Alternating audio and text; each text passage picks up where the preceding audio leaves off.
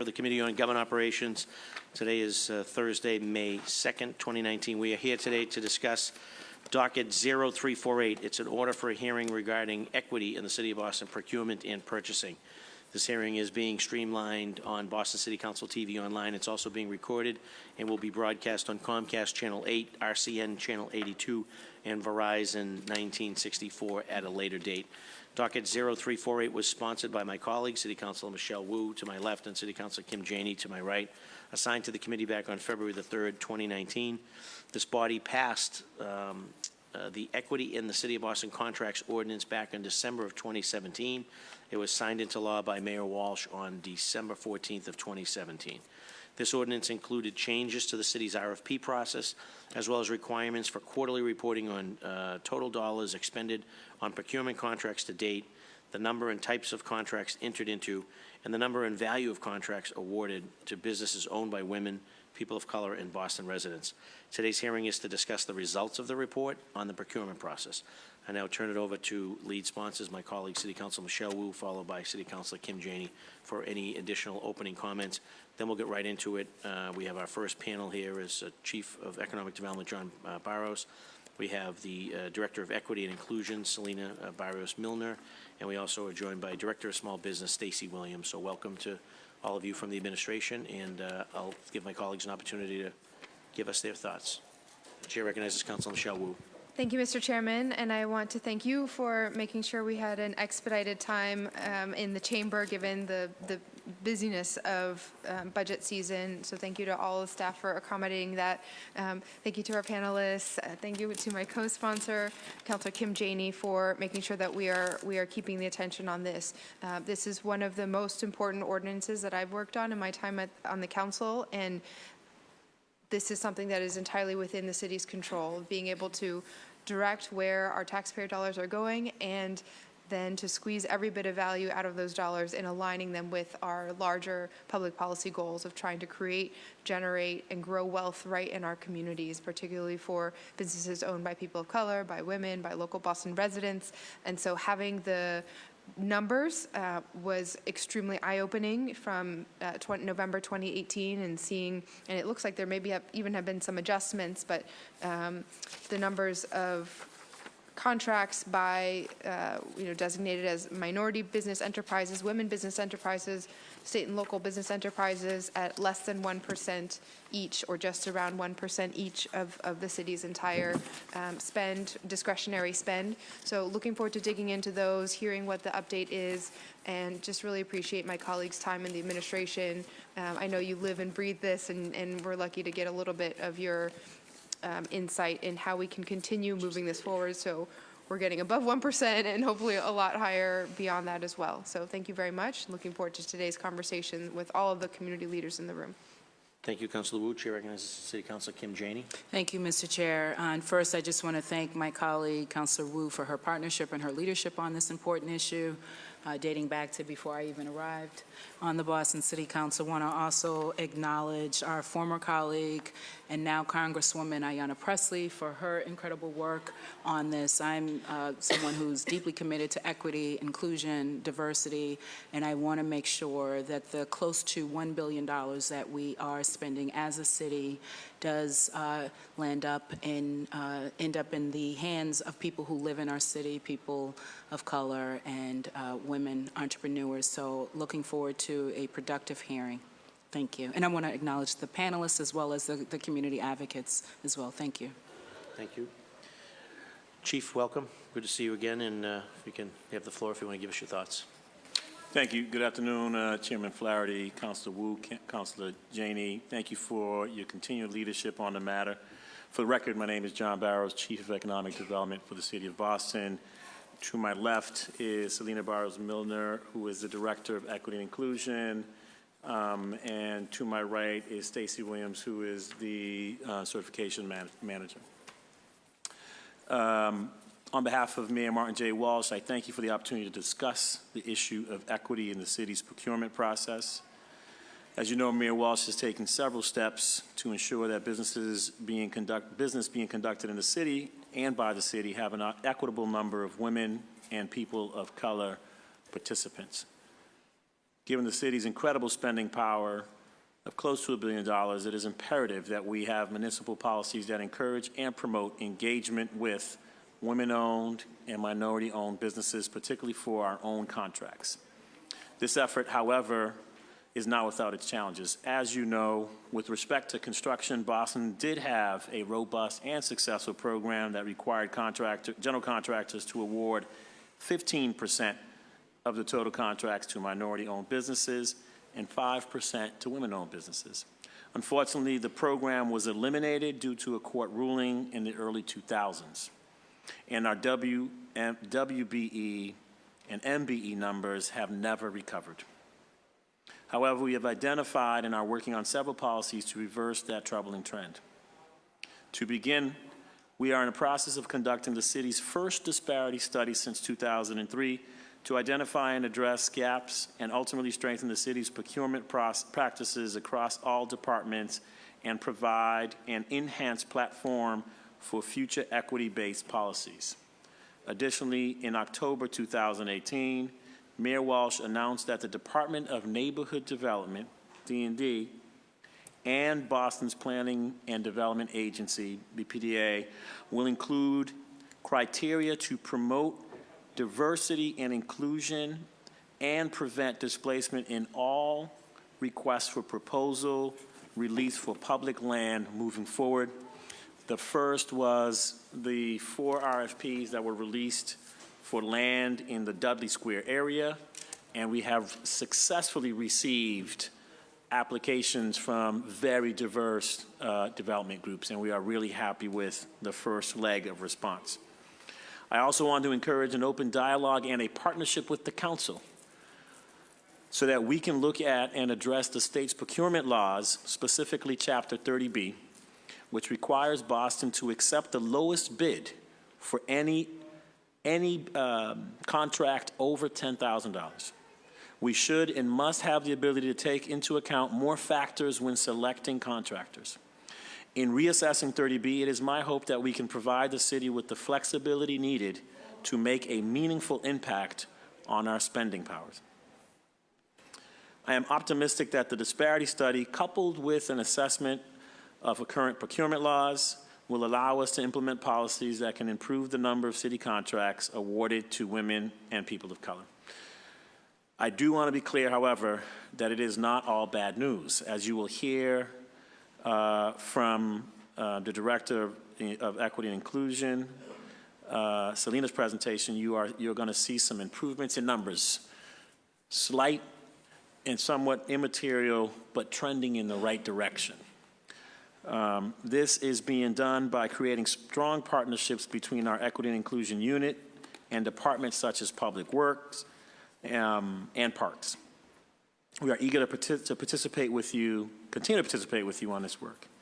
I am confident that our continued engagement with city departments will yield additional successes even prior to the completion of this disparity study and other policy discussions. At this point, I want to turn it over to Selena to go into more specifics on our efforts. Welcome, Selena. Hi there, good afternoon. My name is Selena Barrios-Milner. I'm the Director of Equity and Inclusion at the Office of Economic Development.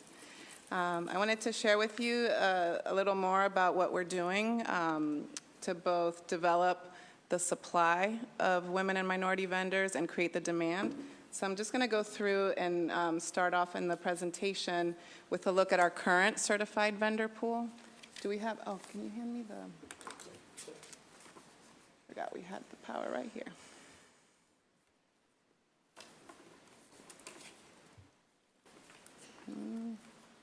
There's a switch on the side. Oh. Thank you. That would help. Thank you.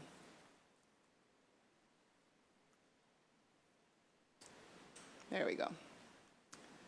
All right, so this is just a look at our current vendor pool. You'll see the different categories of certification that we do, and I just put a little criteria next to the types, just because we get in our acronym world, I want to make sure you understand each of them. So MBEs are businesses that are 51% minority owned. We have a total of 304. Of those, 144 are Boston-based businesses. Women-owned, we have 214. Of those, 50 are Boston-based. Small and local business enterprises, which that certification is about both the size of the business in terms of their gross receipts as well as their being located in Boston. So we have 213 small and local business enterprises. 199 are based in Boston. And then we have veteran-owned businesses, which both include veteran-owned small businesses as well as disabled veteran-owned small businesses. And those are, we have 19, 3 of them are based in Boston. If you're pulling out your calculators, I guarantee these numbers won't add up because a lot of these categories are overlapping. So if you see, within minority-owned, there are obviously women-owned and male-owned businesses.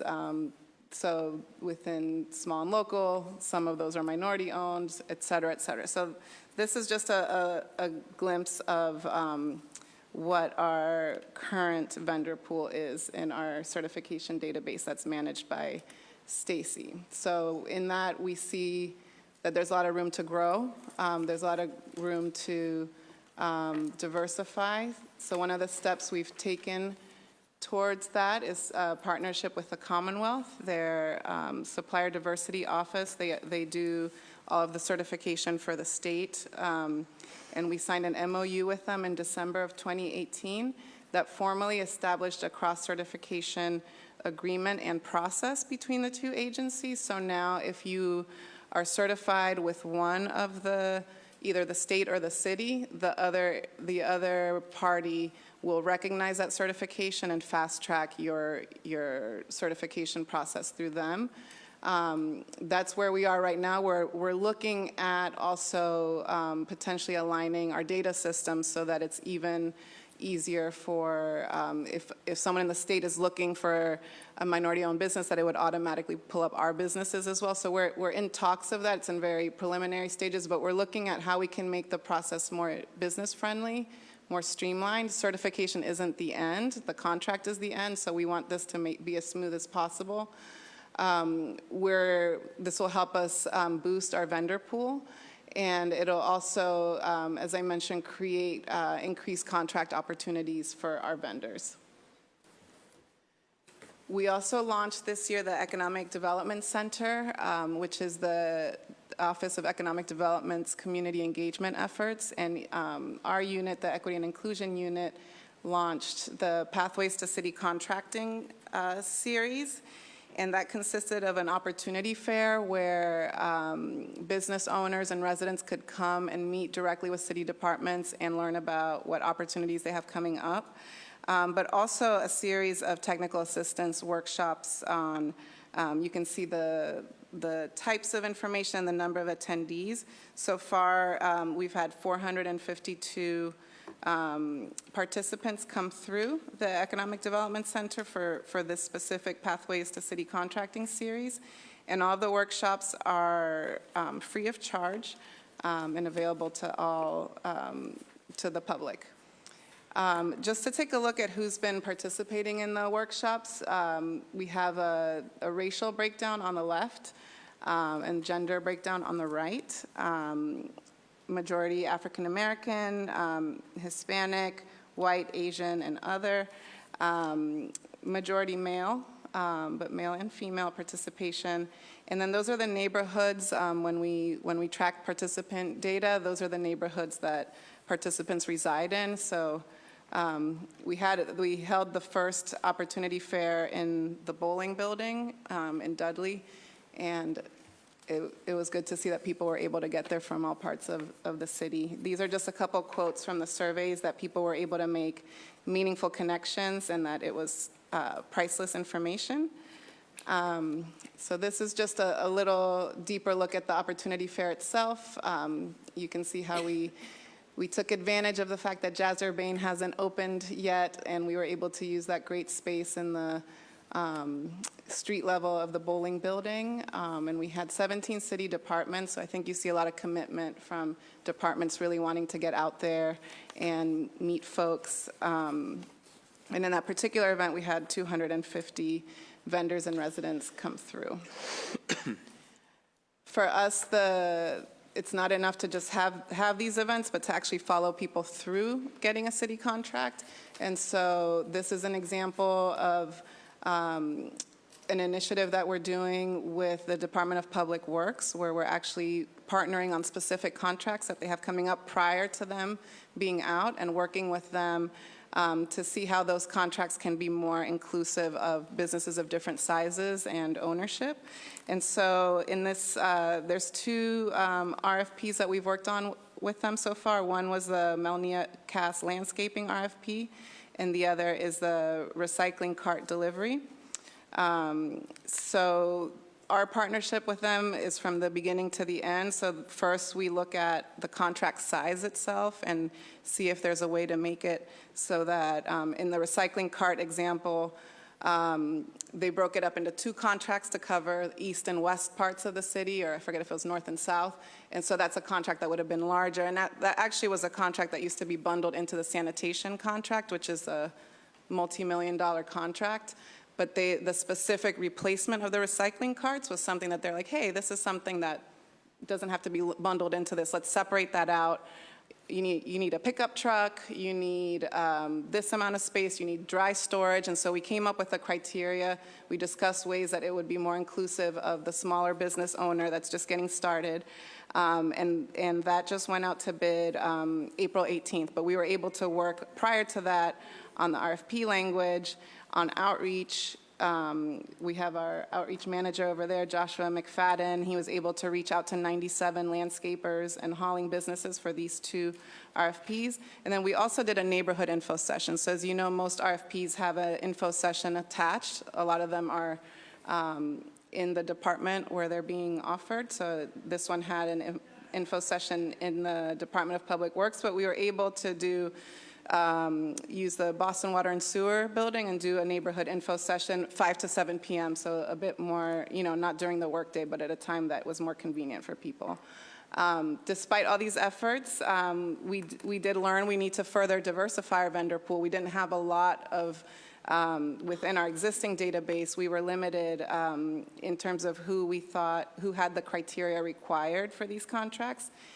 And in addition, we saw, given the bids that were submitted, the proposals that were submitted, that there's still a strong need for capacity building, either people getting them in late or in the wrong format, or, small things. But so now and this is a lot thanks to Joshua's leadership, we're designing a series specifically on the bid process, and from A to Z, how to fill it out, what format, page number, all the things that you need, because it is the type of thing, if you're 1 minute late, you're out, or if you miss one form, you're out. So we are designing a new series to meet that. Another new initiative is, let's see here, did I lose my connection?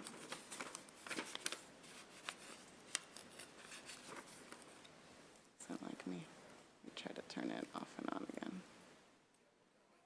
All right. So the next initiative is doing sector-specific business sourcing. So we're doing a partnership with Commonwealth Kitchen to certify their businesses, their food-based businesses that use their space. So that'll be the first time that we're really doing a sector-specific, and there's a ton of opportunities for restaurants and catering companies to do business with the city. We have anything from, trainings to galas to all kinds of events where we need food. So that's a new type of initiative we're doing, is trying to match the vendor pool to the need. Thank you. It just likes you better. So we're having a certification event at Commonwealth Kitchen. We're setting it up at the time that works best for the businesses there. It's going to be June 4th, 5 to 7 p.m. We're still confirming details, but that's a date we have held. And we're also going to support the businesses there on becoming a city vendor. That's another really small hurdle that we feel we've been noticing through our work is you can't do business with the city if you're not a city vendor. And that's a really easy process, much easier than becoming certified as a woman-owned business. And so we're just trying to get the word out there. It can take you 10 minutes to just walk someone through it. And so we're going to also just make sure all those businesses are city vendors as well.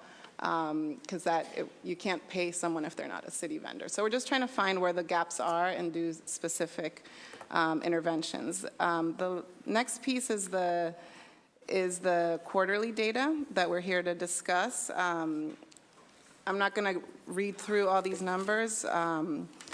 Hopefully you have them in front of you, but this covers the first quarter of FY19. And you can see the comparison of the last time we came before the council back in November, well, the last report we submitted to the council back in November. So you can see, as Chief Barros mentioned, that numbers of contracts are going up for MBEs, WBEs, small and local businesses. The trend is going in the right direction. It's still woefully under what it should be, but this is just a glimpse of where we are right now. And just to be clear, the FY19 first quarter is being compared to the FY18 year. Right. So this is just showing trend and what we were able to move. Do you have a first quarter 18, Chief, by any compare? chance? Yeah. We can get that to you. You'll see that the first quarter 19 is better than first quarter 18. Okay. But we will get that to you. So so it's trending as you're Trending in the right direction. However, recognizing we got a lot of work to do. And same with the number of contracts as well. You're seeing an increase in the first quarter 2019 versus. So the number of contractors we have to admit, we think that's where the work has to be, right? The willingness to contract is there. The number of contractors not. We've done historic work to look at where the numbers of how many certified MWBEs the city had in its database before it dismantled the MWBE program in the early 2000s. Okay. And there were just a lot more people available for city contracts that were women-owned or minority-owned businesses than there are today. Clearly, as the city shifted its goals or eliminated its goals, and the demand wasn't there, we eliminated businesses in Boston. And so over the last couple of decades, we have decimated the number of women-owned and minority-owned businesses that would typically apply for these bids. So we have a lot of work to do, which is why you hear about these new efforts to go out and certify, and then new efforts to try to create more capacity in that space that can do business with the city. Okay. Okay. Any other questions on the data while we have it up? So we can do the last slide, and then we'll come back to the data. Okay. Sure. So this is just a little more detailed information about the disparity study Chief Barros mentioned. We've completed phase 1 in December 2018, and the goal of phase 1 was to really assess the quality of the city's data and the viability of doing a disparity study, just making sure that we had the necessary data available to analyze.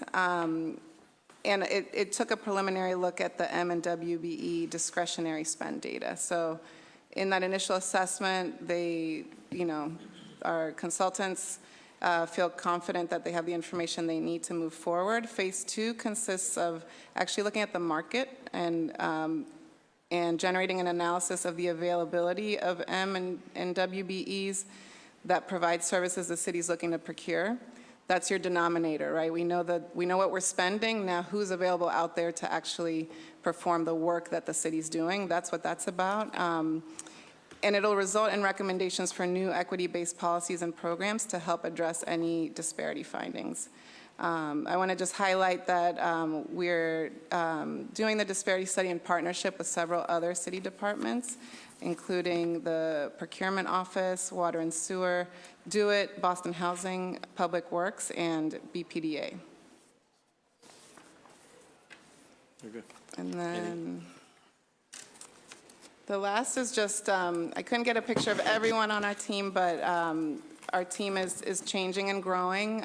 We have an outreach manager, engagement outreach manager, Joshua McFadden, compliance monitor, Jessica, who is not in this picture because she's camera shy, Jessica Da Silva, and Rich Saborn, the program monitor. He's the one that works with city departments to find out about contracts they have coming up and monitor their spending.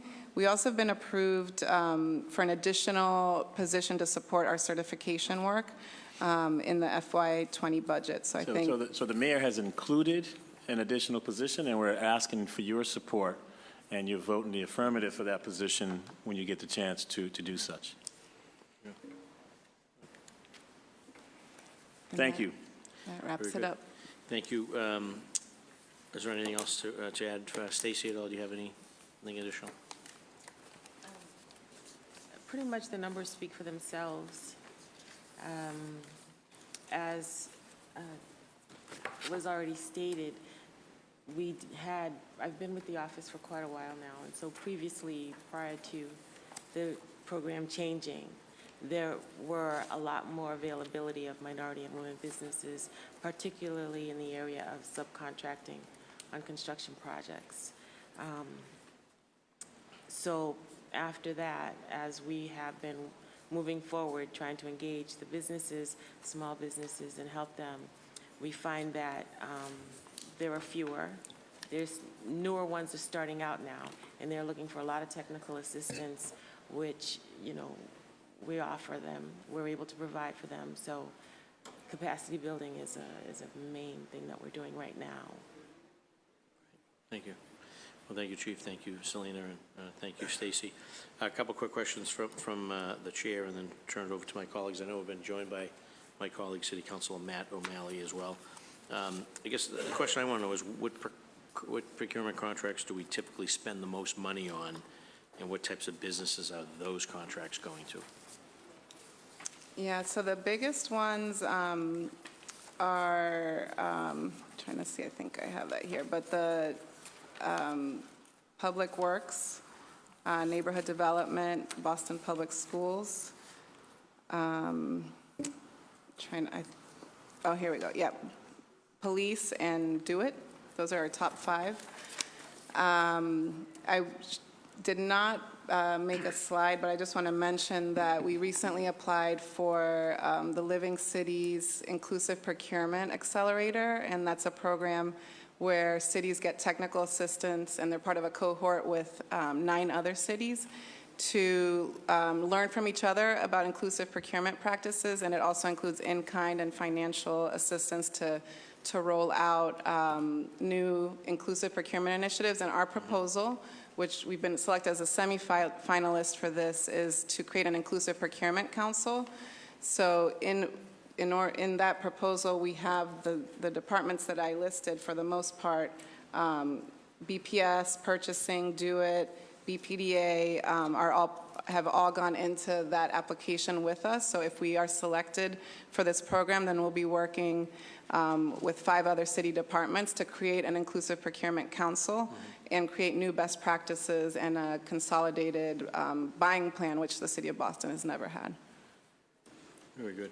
And this may be a function of the sort of the first quarter versus the snapshot of the whole year, but I've noticed that while the percentage of minority-owned businesses, women-owned businesses, and small local businesses they've grown minimally in 2019. The actual number of minority-owned businesses are less than fiscal year 18. So, can you explain to me why that's the case? The actual contracts? Correct. Yes. So yeah, that is a function of the quarter versus the year. In fact, the quarter we have more than half of contracts already than we had in 2019. So 2018. So it sets up for a favorable year. But you're right. The 19 verse 28 is a function of the time frame we're looking at and comparing. And then you had mentioned, Chief, you referenced Chapter 30B with respect to any contract over 10,000, sort of low bid, no exceptions. Are you suggesting that we should have flexibility in in increasing that number, say, for contracts under 25,000 or under 50,000 or 100,000, or should we have discretion throughout all of 30B? I believe that low bid should be one of the factors, but not the only factor that we take in consideration. I believe past practice, past experience with a contractor on city contracts should be included as that. The ability for the contractor to have responded to the city's policies and regulations should be included in that, which would then allow us to look at the contractor's performance on city goals, such as subcontracting, diversity. It would allow us to look at BRJP policy and practices, and then take that into consideration along with the low bid as we make the recommendation for contracting. And at this point, we just can't take any of those things in consideration. Okay. And then I know that Stacy had mentioned sort of helping with sort of technical assistance and things of that nature. How much of this is financing? How much of it is bonding? How much of it is insurance? For companies to be able to position themselves to compete, to be able to accept these types of contracts with the sort of the vendors that you've met with, vendors that you're encouraging to participate, vendors that sort of need some type of assistance. How much of that is financing? How much of that is insurance? How much of that is workers' comp insurance? Like, so those types of factors and figures come into play. Absolutely. When someone wants to step in and play in this arena, I guess. But are you seeing a lot of that as being a deterrent? For Yeah, anecdotally, each industry would have its own set of challenges for participation. The construction industry, then you would have some bonding issues. It's typically a big challenge. The other challenge in the construction space is in back office. You know, what you have for some of the smaller women-owned or minority-owned businesses is you have excellent trades and skills, right? And they can do the job. But when it comes to filling out paperwork, when it comes to the back office part of this, it's when you have a small shop, you can't really pay for a full-time HR person or compliance person, and so you have to figure out how you do that. The other part of the small shop is in bonding, right? And it continues to be a challenge that we see.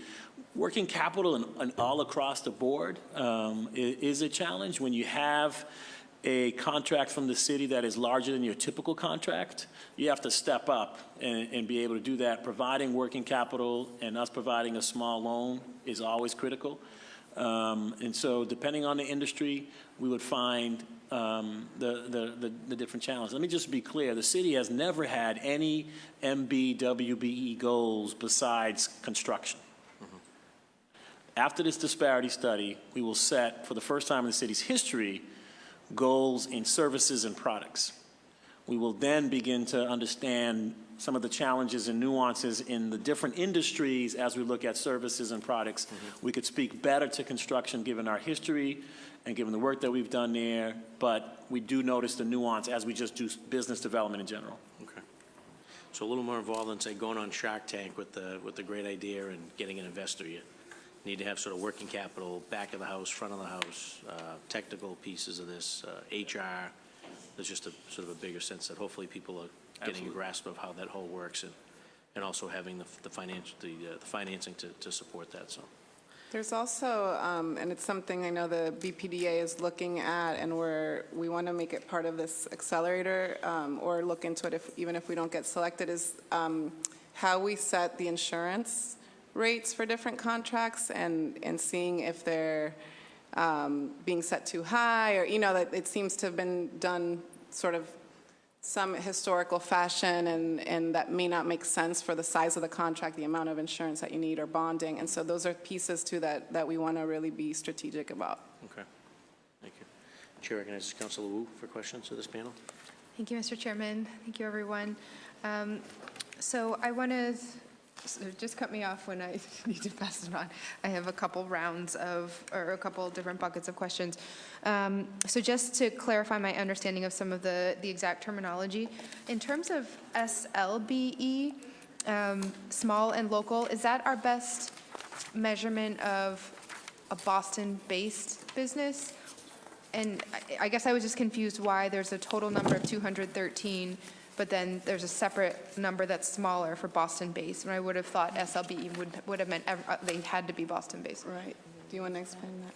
So some businesses qualify for small based on their gross receipts of sales. Stacy, if And- you would be kind enough to speak into the microphone, we're having a difficult time here. There you go. No, it's okay. Some businesses that apply for certification do qualify as a small business, but they may not be located within Boston. So is there, okay. Oh, and then so even the 199 that are Boston-based are all still small? They are small. So what's the best way for us to understand how many just total Boston-based businesses, even if they might not be an MBE or a WBE or a veteran BE? That are certified? That's a good question. So not just the universe. Yeah, Boston of businesses. Boston-based. Yeah. So we have 40,000 registered businesses in Boston that meet small business definition. Which is, what's the cutoff again? The 40,000 was done in our small business report. Counselor, I'm going to give you my best recollection. I don't have it in front of me, and I'll forward the report to you. But I believe 40,000 registered that included, and a majority of them are single proprietary businesses, meaning I register myself Sole as a business. proprietorships. Sole proprietary Yes. businesses. I register myself as a business. Is there a revenue cutoff? Excuse me? Is there a revenue cutoff? Is it like 5 million and under or something? 5 million and under. 5, okay. 5 million and under. So that's the universe, and that is just small business. But in terms of the number, and I took a line out of here, and when I was formatting, and I failed to put it back, but we have 610 total certified businesses in our database. 610. Okay. And a lot of them have multiple of these types of certifications, but 610 finite businesses, right, Stacy? Yeah. But so a company can be certified by the city, but not a Boston-owned business? Exactly. But so they could be located outside the city, but want to be certified by the city rather than be certified by the state as an MBE or a WBE? Because they et want to cetera? do, so historically, the way city and state governments did it, you had to be certified by that entity to do business in that city. So if you're in Quincy, you want to do business in Boston, you have to be certified by Boston. What's changing now, and I think it's the way of the future, is that we don't want certification to be a barrier. And so we don't just have the partnership with the state, but the state itself has a partnership with Center for Women in Enterprise, the Greater New England Minority Supplier Diversity Council. Like with other certifying entities, the state has done similar MOUs so that it's like someone has proven that you're a minority-owned business, you control this business, and this is what that business does. Great. We trust their process. So the way of the future isn't like you have to have a Boston certification to do Boston business. It's let's make sure the certification is legitimate, that it's up to date, and that it's from a partner we trust, and then let's get on. And then you can be counted towards a goal in the future if we have the ability to have goals set in place. Okay. So, and then just to clarify on the kind of denominator that we're talking about, total dollars expended on procurement contracts in FY18 around $664 million, a little over $664 million. That is the discretionary spend from purchasing and procurement, but not from the capital budget. Is that correct? I think it's both. Stacy? That's all Does it included. include all the capital contracts Yeah. too? Because I thought that was a separate bucket of. No, that right here, this includes all of the contracts. I'm just looking at Casey, Stacy, just to make sure, but it's the types of contracts are listed directly underneath it. So it'd be architectural engineering, contractual services for capital construction, and other professional services. I believe the total up top includes construction activity as well. Okay. Capital construction is in Right. there. Okay. What's not captured is the subcontracting. What's not captured, and that's really important, is the subcontracting work. Could you go into a little bit of detail Yeah. what that means? So the primary contractors contracts are awarded to the primary applicant, but they would often sub their work. Often that's the case in construction, where you have a GC come in and they're going to build a library, for instance. But they're going to subcontract part of it to a group that's really good with plumbing, or a group that's really good with electrical, so on and so forth. And what we haven't done over the years is capture well whether those subcontractors are women and minority-owned businesses. Right, and that's because the general contractors. So you're not allowed to. Oh, yeah. After the disparity study, and the general contractors were no longer required by their city contract to subcontract 15% of the total of the contract to minority businesses and 5 to women, they pretty much stopped. So that is why a lot of the minority and women businesses that actually were construction-related or trade-related businesses began to go out of business or go to work for someone else or retire. And that is one of the things that caused our pool of certified businesses to drop dramatically. And it also caused the dollar amounts that we were able to record to drop because these subcontractors are paid by the general contractor. They're not captured in the city's auditing system, so the information has to come from the general contractor. Okay, got it. So right now, we are not capturing what I will anecdotally say to you is a lot of money going to subs, because that's how this work is done, who are minority-owned or women-owned. And historically, that has been where most of the money goes. What we will do is when we establish new goals like we had in the past for this and demand that we get that information, be able to report that to you. Well, we're not sure that we're missing that. I mean, it sounds like it could be one of two things. Either we're undercounting because the money's going to MWBE subs and we just don't know. But I thought I heard that the kind of undertone is that a lot of the contractors, a lot of the sort of supply of MWBEs started to dissipate because there wasn't that requirement to prove that you were using a sub that was an MWB, and so therefore they may not be going there anymore. Yeah, that is true. We do have a glimpse of who the subcontractors are, however, because of our BRJP work. And so because of BRJP, we know in fact that there are some. So these are both true. One is we're not counting some of the contracts because of their subcontractors. Two is the number of subcontractors have dramatically dissipated because we no longer have goals. Okay. And also So, but you're saying this these are final numbers for FY18 because the year's closed and done, $664 million, including all the capital contracts and everything else. So the paper that this was printed on, as well as the work that was done on the plaza and the building, et cetera. And out of that, and it looks like there were slight revisions compared to the report that we first got in November that actually adjusted some of these numbers down. Kim had been pointing out that she thought it was 70% or 7%. It was actually 0.72%, but that number is actually down to 0.55% in terms of the contracts going to businesses owned by people of color by number, and then 0.65% of the dollar value.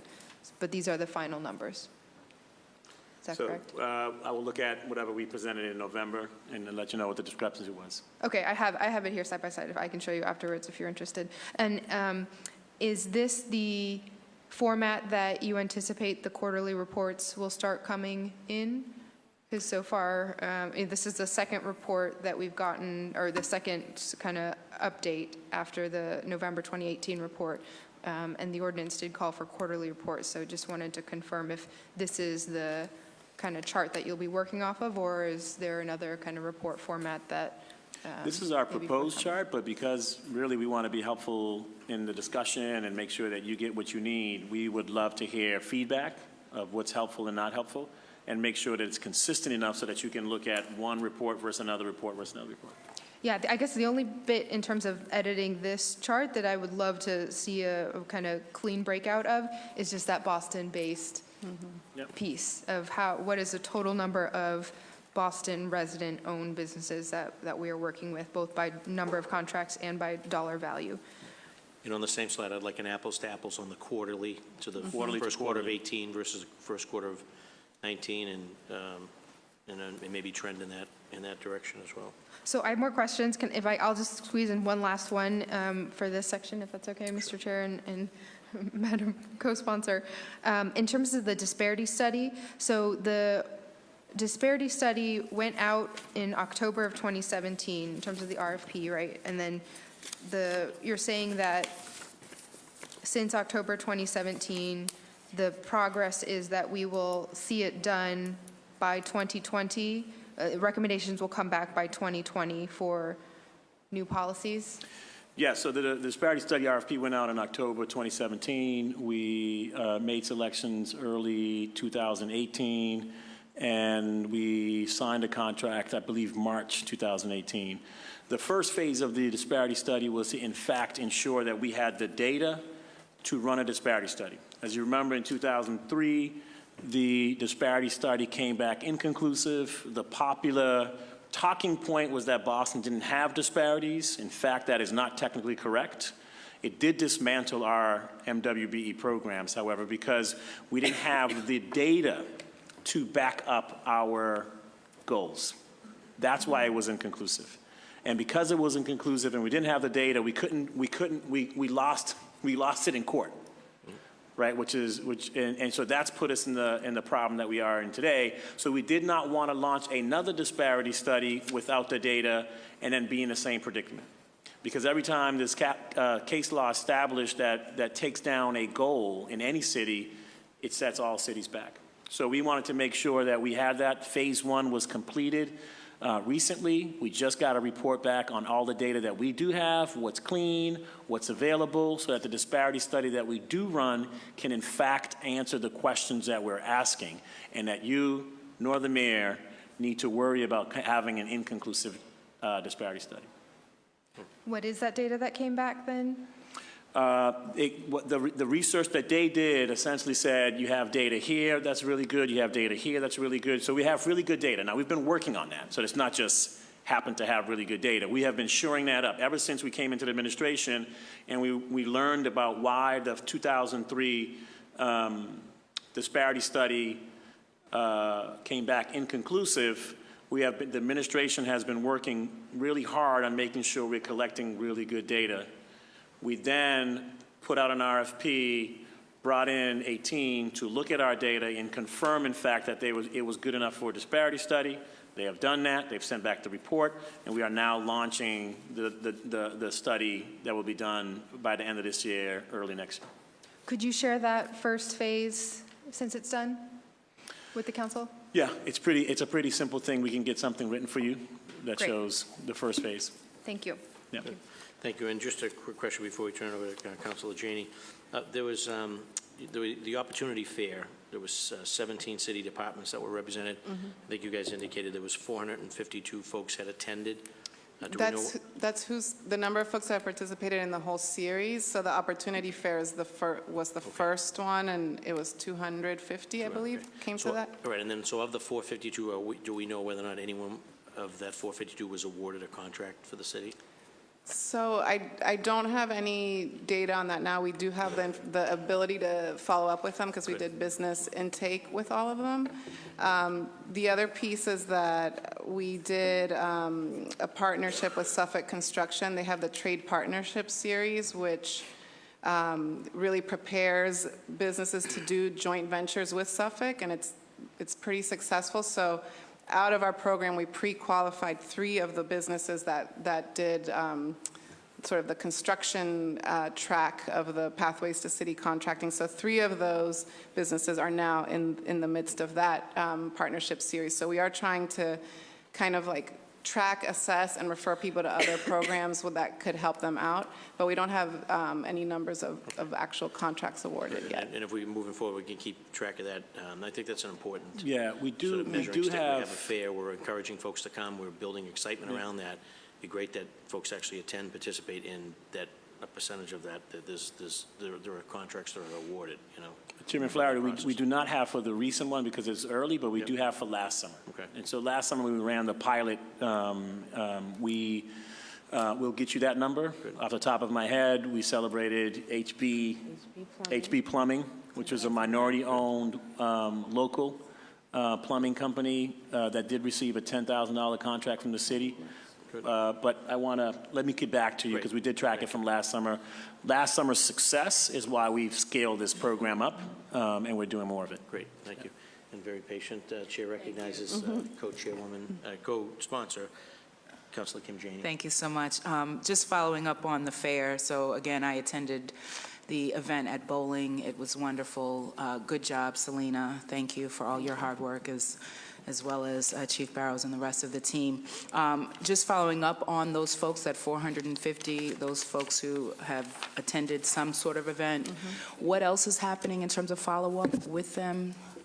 So if we anything? did a business intake form for those. Some of those are mixed. So in the Opportunity Fair, you had vendors and you also had residents that were just interested in finding out what the city was doing. And so of the businesses, How many then were actual businesses that were hoping to get a contract with the city versus residents who were just curious? yeah, Do you know? Have a I would breakdown? love to have that data. We had our tablets crash, and so people were doing just manual sign-in, and so we weren't able to capture that data, but we tried to capture as much, but we had, unfortunately, that was a big hit because such a large number of people there. But I don't, from the first event, we don't, from the others, I mean, the rest of them are pretty much all vendors that continued in the series. And so we did a business intake form where we, said what types of services do you provide, what type of help do you need, where all of the demographic information, and we're tracking that information and referring them to either certification with Stacy if they're not already certified, to different partner programs, or then we're also working very closely with our small business unit, which is, right on the same floor over at 26 Court Street, referring people to other types of technical assistance that they provide, because our unit is really focused on sort of opportunity matching. So where we see gaps, we are able to get people over to Natalia and the small business team. But I don't have numbers on, Yeah, that's okay. In terms of the certification, what support do people get? So I've come across a few MBEs and WBEs who I don't think are registered or certified with the city. So how do we help people get through that process? Yeah, so Stacy, do you want to talk about the support your team gives? So certification, Get on the mic.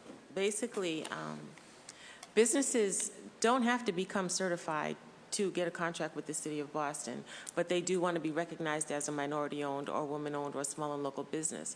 That's when they come to us. And oftentimes they're newly created and they're just starting out. So besides helping them maneuver through the application itself, because there are 5 criteria and they have to meet all 5 criteria, then we will, well, what I do is I introduce them to whether it's a different department that would utilize the services they provide. We try to put them in contact with the departments, or if they need assistance, like maybe help with their books or marketing or things like that, we will refer them to the Main Streets unit within our office as well, because the neighborhood business managers are very helpful. And so it depends on what the business needs from us at the time. Okay. And the type of service that they provide. That's good. I think, Counselor, yeah. just to clarify, because it's really important, just to say publicly, and then for you, for everybody to repeat, is there are 2 processes. One is you have to become a vendor with the city in order to do any kind of city business. And it's really important that people do that, and I believe it's done through the procurement office. Our small business managers will help you through that process, but that is an important process. Secondarily, it is important, I think, but it's not necessary, that you get certified as an MWBE. So there could be MWBEs that are doing work with the city that we don't know. But we'd love to help, we'd love to track, we would love to give them more assistance, so we are asking for people to certify with our office as Wonderful. MWBEs. Thank you, that's And, helpful. Yes. I'm sorry, I wasn't done. So certification as well. Once they become certified, their company name is listed in our directory, which is available on the City of Boston website. And so all city departments have access to it. Other people who are private agencies and entities also have access to it, and they also call our office looking for lists. So besides being a certified vendor with the City of Boston, we notify them about outreach events that are happening with other agencies besides the City of Boston, or other opportunities for workshops like access to capital and different things like that that we learn about that we can share with them. So whatever we can do to help them grow their helpful. businesses as well. Thank you. I wanted to shift back to the disparity study. Could you just talk us through the timeline again? I heard you mention, or in response to questions from Councilor Wu, that 2020 we were hoping to get recommendations. So when is that? January 2020? Yeah, And so it was this March that the contract was, last March the contract was awarded. And so what is what's happened since then? Like, what is happening? And take us all the way through until to recommendations. Yes, so I just wanted, I want to separate, and we're going to call it Phase 1 and Phase 2. Okay. So Phase 1 of the contract was to, in fact, work with the city on our data and data sets. And they went through, combed our data sets, looked at everything, and what we wanted was to be assured that our data was good enough for the quality of data that you would need to present to establish the legal framework of a disparity study. Because essentially that's what it is, it's a legal document. And what tripped us up in 2003 was not having good data to be able to establish a disparity or not. Right, so it was inconclusive. They used the first year for that first phase. We are now done. The report back was, you guys got good data. And in fact, the ding was we're not collecting enough on subcontractors, right? The next phase is that legal study that typically people do. People typically launch right into a disparity study. The next phase is that disparity study that typically takes about a year, that is going to be done end of this year, early next year. Okay, good. Okay, so that's helpful. Yep. On the subcontractors piece, at least with the construction industry, we've got that information. So through the BRJP, where we're tracking the subs and whether or not they're meeting their goals in terms of local business, in terms of minority, in terms of women. Why not cross-reference, at least for the construction field? Is that something you can do? Yeah, so it's tricky because BRJP tracks hours worked. It doesn't track spend. And so here we're interested in spend. Oh, I'm very interested in spend. Great. And so, but I do think that we are interested in looking at whether if there's a minority-owned or women-owned sub, whether that can count favorably towards, someone getting awarded a contract. I know it's part of the way that the Dudley RFP language is. So I think that's a next step for BRJP and construction in general, but it's not an easy cross-reference because even if we were to know that a sub was a minority or a woman, we wouldn't be able to know how much money was spent because there we're just tracking work hours. And why not track the spend, since Oh, no, I think that is important. I raised that at a important. hearing last year, that we do count these hours, and that's important, but there could be huge differences depending on whether or not it's a union shop versus a non-union shop, depending on whether it's what is considered low-skilled labor versus highly skilled labor. So important to know the actual spend, I think. Yeah, no, super important to know the actual spend. Is that something that your office will move forward on in terms of, at least on, I know you don't necessarily control the BPDA side, but at least on the BRJP side, is that something that you're looking to do, to track the spend? Not until we have the disparity study done and the legal heft to be able to back the demand for that, right? So because we didn't have that in 2000, once again, our program got struck, the city's program got struck down. None of us was here, maybe some of us were here, but we weren't here. But because we didn't have the legal framework for collecting and mandating those goals, we lost those programs. And so right now, what we want to do is wait for the disparity study to return, and then for us to establish a program that both collects the right set of data and city will demand and mandate the right set of data, and then on the other side, create the right demand by setting up goals that people would have to meet. Yeah. I want to come back to the FY18. The report that we received on November 1st of last year, the numbers are different from your PowerPoint presentation today, and I'm not sure why that is. I mean, perhaps we can come back as a follow-up, but when I look at your presentation that you presented today, if we're looking at the number of MBE contracts, it's 0.55%, whereas the November 1st, 2018 report, it was 0.72%. Yeah, so help me out, just because I don't have that in front of me. Is there anything that indicates the time frame for the 72%? Could it have been a quarterly report?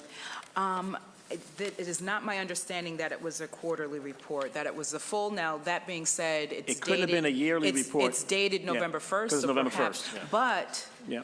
the problem with that is this number is higher. So even if a month is missing, this number is higher than the number in the actual report. So even if a month is missing. We could have spent more money, depending on the time frame that we showed you. I mean, I think the important thing is to get something that is consistent, so that you guys are consistently seeing the same time frame. No, right. We definitely want to do the So apples to apples. I do apologize for Yeah. So the perhaps we can inconsistency. follow up after Yes. to just understand what I that apologize for disparity that. is. No worries. You mentioned earlier the top 5 departments in terms of spending, being Public Works, Neighborhood Development, Boston Public Schools, Police, and Do It. What are the top actual contracts? Like, is it paper, for example, that we spend the most on? Like, what are we spending the most money on? Not necessarily the 5 departments, but the actual. In general. Yeah. Yeah, we'll have we to know? get back to you. Or what types of businesses are getting those contracts? Yeah. Right, We that's do what I have- So getting the MWBE contracts? Yeah. Okay. Yeah, we do have some of that initial analysis from the disparity study. The top 3 industries are, the first is construction, second is professional services, and third is goods and standard services. So about, actually this is, yeah, I guess they didn't list it in order, because it's actually 50% are goods and services, then construction, then professional services. And then within, we have a slightly more granular breakdown within those industries, but professional services, the major ones are IT services, engineering and educational services. And then goods and services, which I think is what most people think of when they think of M and WBE spending in the city. It's transit, so a lot of that is BPS, a lot of transportation costs, waste and recycling, and computers and peripherals. Those are like the top 3. But it's much more complex than that, but those are the top 3. Just a couple more questions, if I may. The 30B that you mentioned, that's like the foul sub-bid in the construction world, so this is something that we have to deal with all of the contracts, regardless of, okay. That's correct. So I would love to work with you in, Yes. in changing that. I think that is important. That can be a barrier to what it is that we all hope to do here. In terms of the RFP, what are we looking to do in terms of updating language so that we really are attracting the types of vendors that would meet our shared goals around inclusion and diversity? So we've done, I think, important work in Roxbury with the Plan Dudley RFP and getting important language in there around diversity and inclusion, as well as anti-displacement language for parcels that are going out. What is the city doing? Is this also something that we're waiting to get the disparity study on, or is there something that we can be proactive and try to strengthen the language now in terms of the RFPs that are going out? Yeah, so I agree with you. The work that was done in terms of Plan Dudley was really good work. I want to make clear that that language has been adopted and is going to be used on all city land, BPDA and D&D included, anywhere in the city. When is that? That's done. It's done. Yeah, the mayor has announced that we are going to use that language. Yes, that you're going to use that language. So I guess what I want to understand is, when will we be using that language? Is that still something that's coming in the future, or is that not something? coming in the future. So the last RFPs that were issued were the Dudley RFPs. Any RFP that is So issued that was the from here last on out, RFP. those are the So those are the any last RFP afterwards is going to have is going to have that the language. inclusion, also the anti-displacement? Because I think that was a good Anti-displacement, model as well. Anti-displacement as well as the diversity languages, yes. Wonderful. That's certainly good to know. I will pause now. No one else is here. We'll go back to the chair and Michelle then. Thank you very much. And I just want to touch base on those transit and the waste vehicles. That's a big number when you're thinking about a fleet of vehicles, fuel, maintenance, repair, drivers, probably union contracts with Teamsters, stuff like that. It makes it sort of a much bigger and more complex situation, just trying to dive into the business. But that's an interesting point there. It's 50% of it is for those types of services. So. Does my colleague, Council Wu, have any more questions of this panel? Very good. Thank you, and I apologize. We had planned out the perfect handoff downstairs, but traffic has foiled the plan, so he's going to be up here for another few minutes. It's not one of my cars, because I'm here. So I'm going to watch my phone carefully for when I need to run back down again. In terms of the contracts and the year-to-year comparison, I really appreciate the data that we got this morning just on the kind of listing out contract by contract, the vendor name, the amount, the designation for fiscal year 18. But what I'm curious is is how long these contracts are for. I mean, is it always a year at a time, or are some of these multi-year so that year to year it might not be the same amount of discretionary spend, because some years might be when the contract, a 3-year contract turns over? Do you know? Some of them are multi-year. All right, so we're going to have to get you a breakdown, take a look at that. Good Okay. question. Thank you. Yeah, it would be great, just to get a column added on this of, what the planned end date is. Just in terms of, these contracts that we have, and then just in general, a sense of what does a 5-year cycle look like, or what's the average contract length? Do you happen to know? Is it a lot of 1-year contracts? Is it a lot of 3-year contracts? Sometimes they're 3-year contracts. But one of the things in the reports that I receive, besides contracts, what it really identifies are vouchers. So it could be one annual contract, and every time work is done on that contract, a payment is made. So you could have one contract that has 10 payments on it, and that would be reflected in the whole report. Got it. So it may not tell you when the contract begins and when the contract ends. I can review the data that they send me, but it will tell you at the end how much the contract was awarded for and how much was actually paid on it. Got it. Okay, that would be helpful. I mean, I would just be trying to build out maybe something that you already have, which is what I think the community needs, is a mapping of when these different types of contracts come up. So if we're doing all these great outreach events and training businesses on, here's all the opportunities that you could have, but know that the next time this comes around won't be for another 2 years or 4 years or however long it is. I think that's kind of the missing piece, is knowing the timing of, just so someone doesn't have to sit at their computer every day kind of logging on to see what the new ones that came up that day are.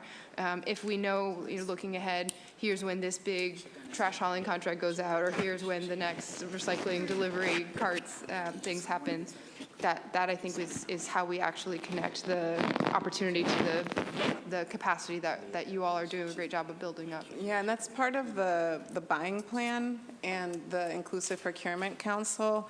And our Rich Saborn, who's our program monitor, has sent out a survey to all departments, and we're trying to get back responses on who does purchasing in your department, what's your cycle. Like, there's some departments do like one big gala every year. There's others that have more regular spending, and so we're trying to get a handle on that from the survey. But I think also doing this council, That's one of the end goals, is to have a buying plan. And that most of those, we're learning from other municipalities that have those in place. Most of those are multi-year. So for the next 4 years, what are the things, we know we're going to need snow plows. We know we're going to need salt. We know we're going to need landscaping. You know, like there's recurring expenses. Yep. And so that is one of our, and if we don't get selected as part of this accelerator, it's something we're still going to work on with the same team of people. Okay. And then the other question I had was just around the number of applicants. Is there a way to know how many MBEs or WBEs applied for each contract and didn't get it, for example? Yeah, that's also another thing that we're working on with the departments, developing a way to get from them, because we're helping them do outreach. So then we're going to need feedback from them as to, okay, so who did you actually send out RFPs and invitations for bid, and how many were MBE, WBE, small and local, how many responded, who was awarded the contract, and, you know, who wasn't, and why. So that's something that we are working with the departments to. Is that something we've heard as that would be helpful in the community as well, is even when you are not awarded the contract, some feedback on why, and you know, then they could incorporate that for next time as well. But then also just the metrics of, well, how many are there that are, you know, is everyone going after the same kind of window of these types of contracts, and when in fact there's actually a lot of opportunity for MWBEs in a different type of contract. So just to know what even on data on the number of applicants or bidders would be helpful too. Yeah, that's one of the things that we learned from the landscaping information session, and then the responses to the request for a bid. Great, okay. Great. Thank you. Thank you very much. That'll conclude the panel. So thank you, Chief. Thank you, Director. Thank you, Deputy Director.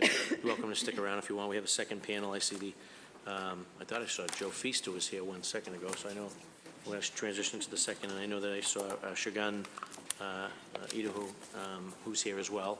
He's participating in the second panel, so if you can make your way down.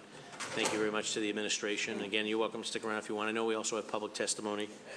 I see Joe Feaster. Joe, if you can make your way down here. Joe was a former chair of our licensing board and also a distinguished attorney in Boston.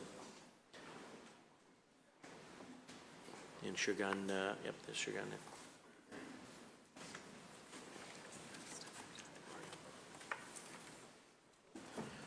Welcome, Joseph. Thank you, Mr. Chairman. Please state your name and affiliation for the record. Yes. I know that we also, Darnell Williams, President of the Urban League, was invited to participate, as was Nia Evans, Director of Boston Ujima Project. I do not see them here, so both of you gentlemen will represent the second panel. Then we'll transition after that to questions from the public. I also see, or comments from the public.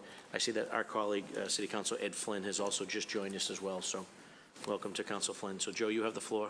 Good to see you. Yes, thank you very much, Mr. Chairman, Councilors Wu, Councilor Janey, Councilor Flynn. It's a pleasure to be here, to come to this chamber and also to testify on this topic. First and foremost, I have so many different affiliations, but I think I was invited largely because of a historical perspective of having worked on this particular issue of procurement, stemming from my time when I was Assistant Secretary and General Counsel for the Dukakis administration in the Executive Office of Administration and Finance back in 1983, where we created the Executive Order 237, which was a precursor to even what the city was able to do in putting together an executive order during the time of the late Councilor Bruce Bowling. So I think I would just want to give that historical framework to put the context in which, and the reason why I believe that I am here. Going back to that particular point in time, at that time with the Dukakis administration, what we were looking to do is exactly what the ordinance that is before you and that we're speaking about today from the city attempted to do, and that was to increase the minority and women business participation. 1983 was a different time, than when we're talking about now, and I will also speak to the involvement I had with the city during that period of time in 2003, when because of the case law that was going on in the country trying to dismantle minority and women business programs, a lot of programs were being challenged successfully around the country, and here in Boston, we had to reshape the program and make it a small and local business program. And I can speak a little bit to that because I was involved with Brooke Whitson and the administration at that particular point in time. But as I said, because of the involvement with designing, co-drafting the program for the state, we assisted the city in drafting its program, which was implemented by the late the late Councilor Bowling and the members of the council at that time. And I believe you were here as well, Councilor Flaherty, when that took place. In and about 2003, as they talked about here in the city, what had happened was because, again, of that case law and the challenges, the city felt it was prudent to look at the minority and women business program, working along with Brooke Whitson and his team. In fact, Stacy was part of that effort as well. Stacy Williams, who just testified a moment ago, was part of that particular effort. And what we attempted to do was get a program that would be, if you will, bulletproof from being attacked with regards to what was going on around the country. I don't know about the implementation side of that particular program. It was administered by Brooke Whitson and his team. But in any event, we brought consensus within the community in order to have that program. But as was stated here, as a result of that, with the sense of government having to step back out of the process, what was reported here, both by Chief Barrows and his team, was the fact that the number of businesses diminished, because when government is not involved in putting in place a program which will deal with, you can call it whatever you like, minority and woman business, you can call it small and local business, you can call it disadvantaged business, you can call it whatever you like, but if government doesn't put certain requirements in place, it's just not going to be not going to happen for minority, women, and small businesses. And that's the reason why I am sure the numbers have diminished. So let me move to, that's the historical framework, which brings us to what the council put in place a number last year, and now you're looking at what the administration can do. So I think the most hopeful way I can be is being in this space and knowing this area intimately, to make some suggestions as to, and many of them I heard mentioned already, but I'm going to use my time well. Lawyers use their time well, so even if I'm repeating what's already been said, I'll take credit for it anyway. So I think there are two areas which have been implemented, or two programs implemented, which the city can look at and mirror. One, the city has. Chief Barrows mentioned about the Department of Neighborhood Development's program that they put in place with regards to basically the one-third requirement, which resulted in a favorable result of 4 bidders coming in and meeting their diversity or inclusion requirements. The other one was a precursor to that, and that was what Massport did with regards to its convention center. It said it put as a qualification for one bidding, and they put a number to it and said that we wanted to have equity participation in the project, as well as we wanted to make sure that look at your minority and woman business utilization. That was put in there, and it had a percentage in it which talked about not a percentage that you had to have. It just simply said, when we evaluate the contract, your response to the RFP, we're going to be looking at, we have put a number of 15% is going to be looked at for this criteria. Well, that resulted in numerous persons having the opportunity to be investors in that particular project, to have business arrangements on that project in significant ways, to be partners on that project. So that resulted in bringing that about because of the government intervention. Some of the things that were mentioned here earlier, and I just will say that from a governmental standpoint would need to be done. There is the assistance with the bidding process. Over the years, for one, I was the chair of the Enhanced Enterprise Community, where we had the pleasure of doing the Hampton Inn project and the Fish Pier project, Mecca Mall, the health center in the South End. One of the things, part of that process, and that was run by Reggie Nunnally at the time, what the process was to provide business assistance, working along with SCORE and other organizations to be able to address some of that back office situation which Chief Barrows talked about, because a lot of businesses have the skills, but they don't have the ability in order to hire that back office things, which allows them to get the bidding. Like a company like a John Fish's company, a Suffolk Construction, has the back office people who can provide that. So they were providing some of that assistance. So I think assistance in the business process, some of the training that was talked about here is helpful, but we have to find a way to get more intimately involved in what those businesses may need and what we can provide. I think the other way in which they're doing it is encouraging joint ventures. Again, that builds capacity. When you have joint ventures, you have persons, some mention was made of here about bonding. Bonding has always been an impediment, particularly in the construction industry, until such time as there have been requirements or encouragement of joint venturing. And so therefore, that allowed those who may have the bonding capacity, bless you, Counselor, those who are putting them together with persons who may have the skill set, but have yet to develop the bonding capacity. And I can say there are examples of those right here in terms of projects that we have worked on. One is Janey Construction has been able to do that very effectively, from starting from where he was as a company to where he's at this particular point in time, because of those relationships in terms of the joint venturing. And another one is done right in terms of Anthony Samuels, has been another one who has worked in the cleaning of buildings, and started here in the city of Boston with his contracting, and now is a multi-million-dollar company, and is as a result of his having done joint venturing. So I strongly encourage joint venturing for building the capacity. The other one is oversight and sanctions. If there's not oversight and there's not sanctions, and or the encouragement, is not going to be done. The reason for the fall off from 2003 to the present time, and so many businesses going out of business, is because they couldn't get business. And so therefore, if there's no oversight, there are no sanctions, there's no encouragement, we're having a nice conversation, but in fact, that's about all that we will have. You won't see those numbers go in the positive direction, because it just won't happen unless those things are happening.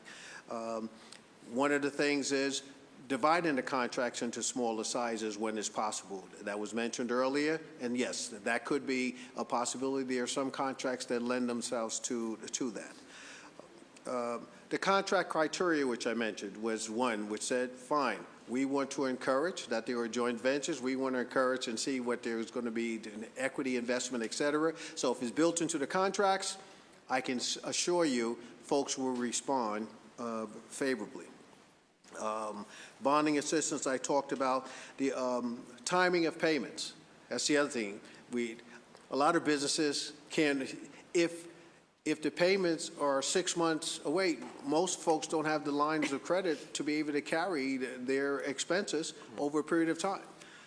I can remember when I was in state government, we worked with the Comptroller's Office to try to get a set time. I'm not sure if we got down to 60 days or 90 days, but we were cognizant of the fact that businesses couldn't carry those contracts, for or their payrolls or their expenses 6 months period of time. So they would get behind, they would get into issues, they would get in wage and hour issues. So the efforts in order to give them the business may have been positive, but the impact on them was negative, because they would submit their invoices and the period of time in which to get paid. So that needed to be looked at. And the last one, we lawyers are never considered on the contract, so therefore the professionals are. I heard the mention from Chief Barrows that the program only spoke to construction.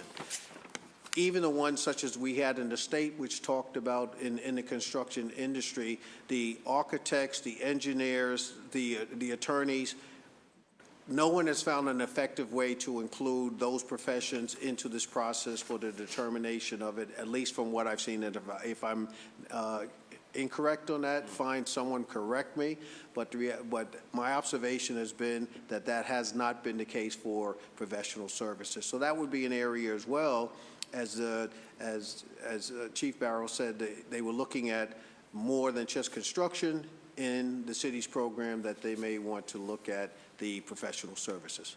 And I thank you for the opportunity. Thank you for inviting me to testify here this afternoon. And thank you, Joe, for added value in the discussion.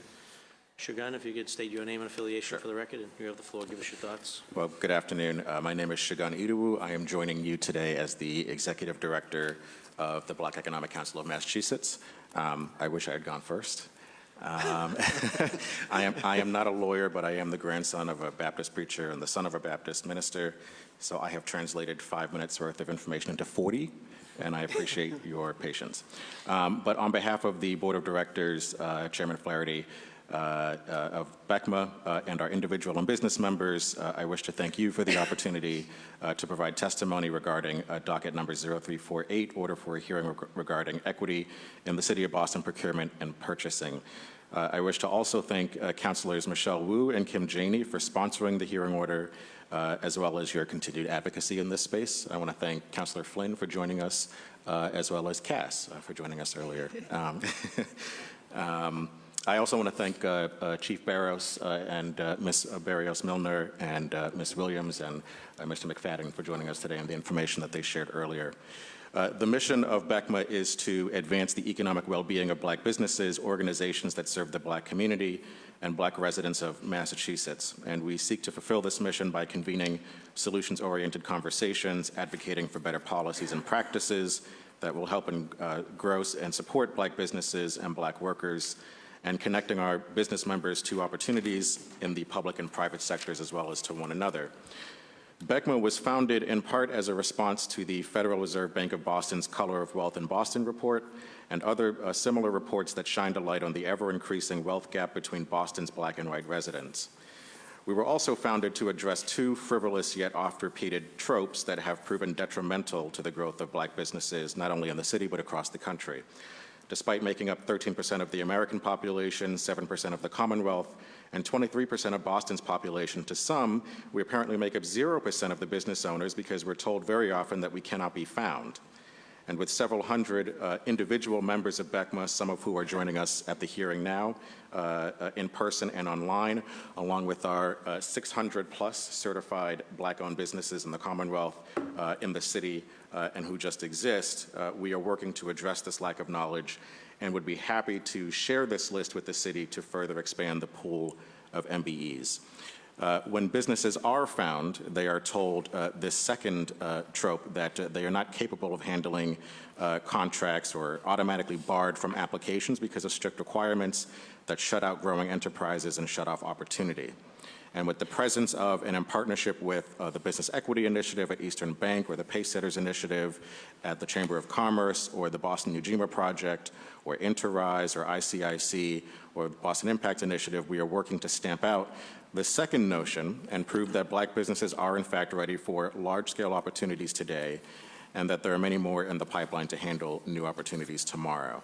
And so as an advocate for Black businesses and Black workers, opportunities to invest in local businesses that are owned and operated by us and ultimately employ us is of primary concern for BECMA. And so I'm grateful for the chance to address the committee on the topic of equitable city investment in these businesses. So after reviewing the November, we are grateful for the information that was shared today, but after reviewing the November 2018 report that was produced by the Office of Economic Development, it was clear to us that a monumental effort was needed and much work is left to be done in the city.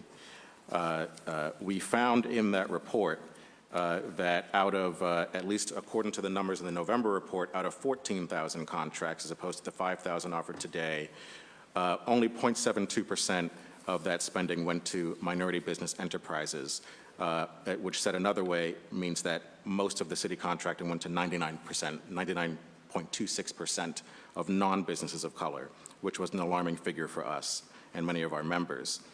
The city shared with us today what the challenges and barriers are to increasing those numbers, as well as ways they're trying to address that. I will say that a member of BECMA, Ellington Jackson, will share in later testimony what the economic impact can be on particularly the Black community if we don't ramp up efforts to address city investment in businesses of color. I do here want to share experiences, the experiences of business owners that they've had with the bidding process or those who have avoided the process altogether because of the experiences of others. And we collected this information from a survey sent out to our membership. And out of the many, many responses that we received, the results were the following. So 25% of those who responded said that they had applied for a city contract, and 50% of those who did apply said they had a very poor experience with the process.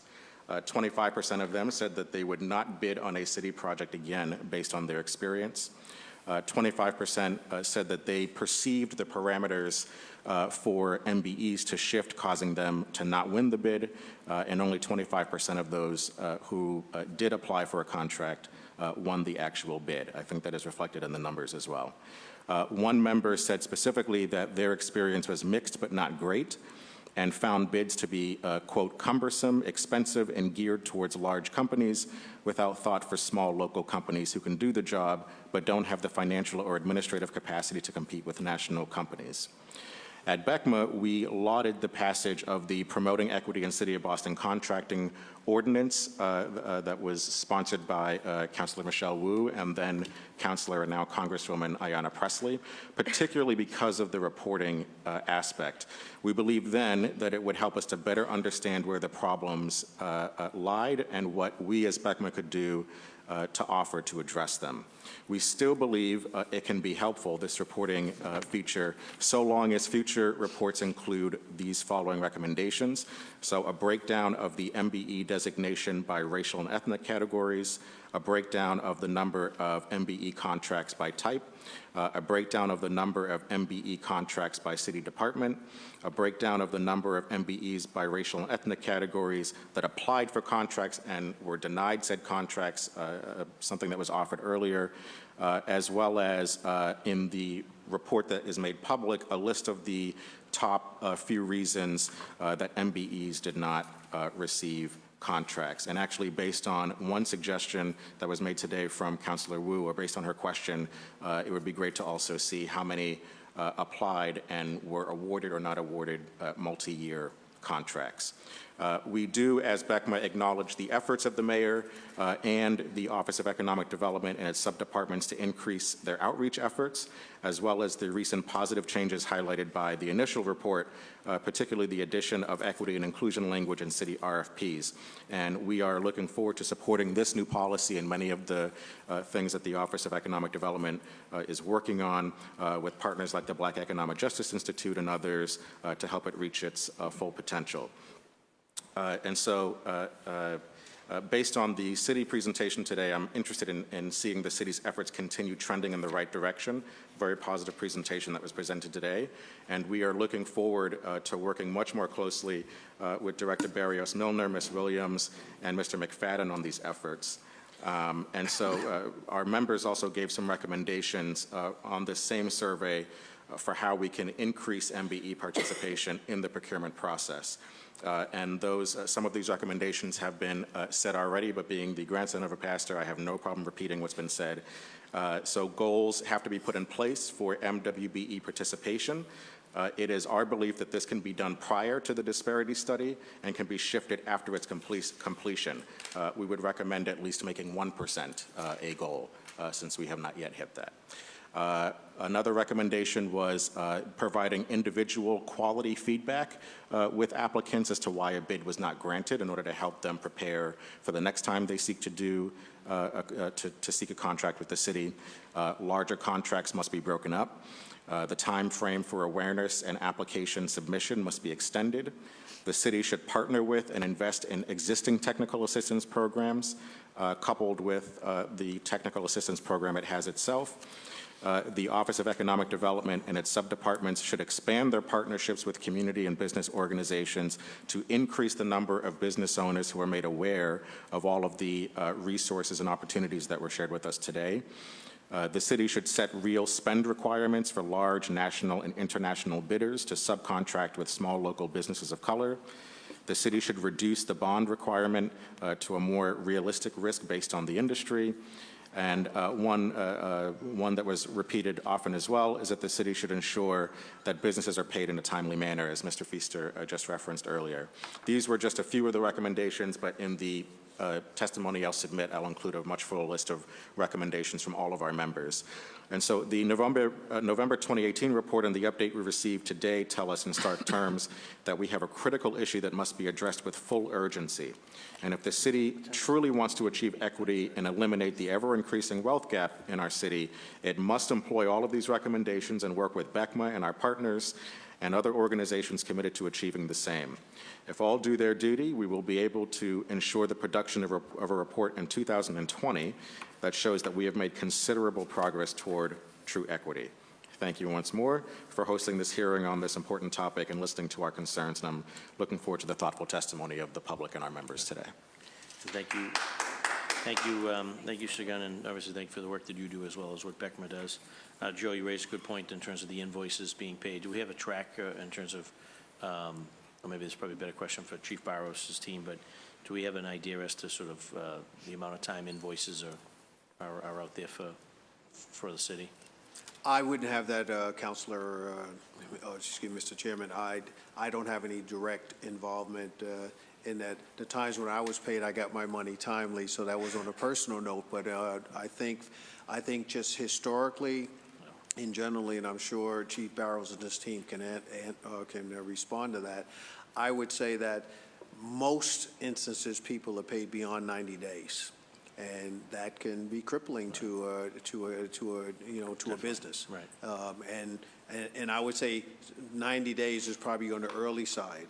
But again, I don't want to suggest or disparage because I don't have specific facts. So, but that is a question that needs to be answered. No, that's a great point. I think this committee should obviously take a kind of a closer look at that. That's a critical piece in terms of having a company that has a contract that has submitted an invoice and then they're having to carry payroll and everything that goes associated with it for more than 90 days. It's a tall ask. It would deter people, quite frankly, from doing business with us if they had to wait so long. Well, I know that was the circumstances, Mr. Chairman, the members that we saw on the state side, and that was Right. back during that time. So unless one has focused on that particular issue, I would suspect that it probably still exists in the procurement process that exists here in the city. But again, that would be a question to others other than I that can answer that. Okay. And then you also talked about trying to find a hook for the professional services of architects, engineers, attorneys. Anything that kind of comes to mind that you had referenced, obviously, the D&D model with Chief Barros and also the Massport model, but is there some other, any other Well, idea you think of? well, again, I think, again, and I have to commend the city on that. And there's two things I want to speak to because I want to echo some of what Sagun said on this. Any effort in terms of moving the dial forward is something that I will support in terms of what the council put forward and the administration is putting into play. What we want to do is to make it more robust and to buttress and support that particular effort. So we're here in order to support that.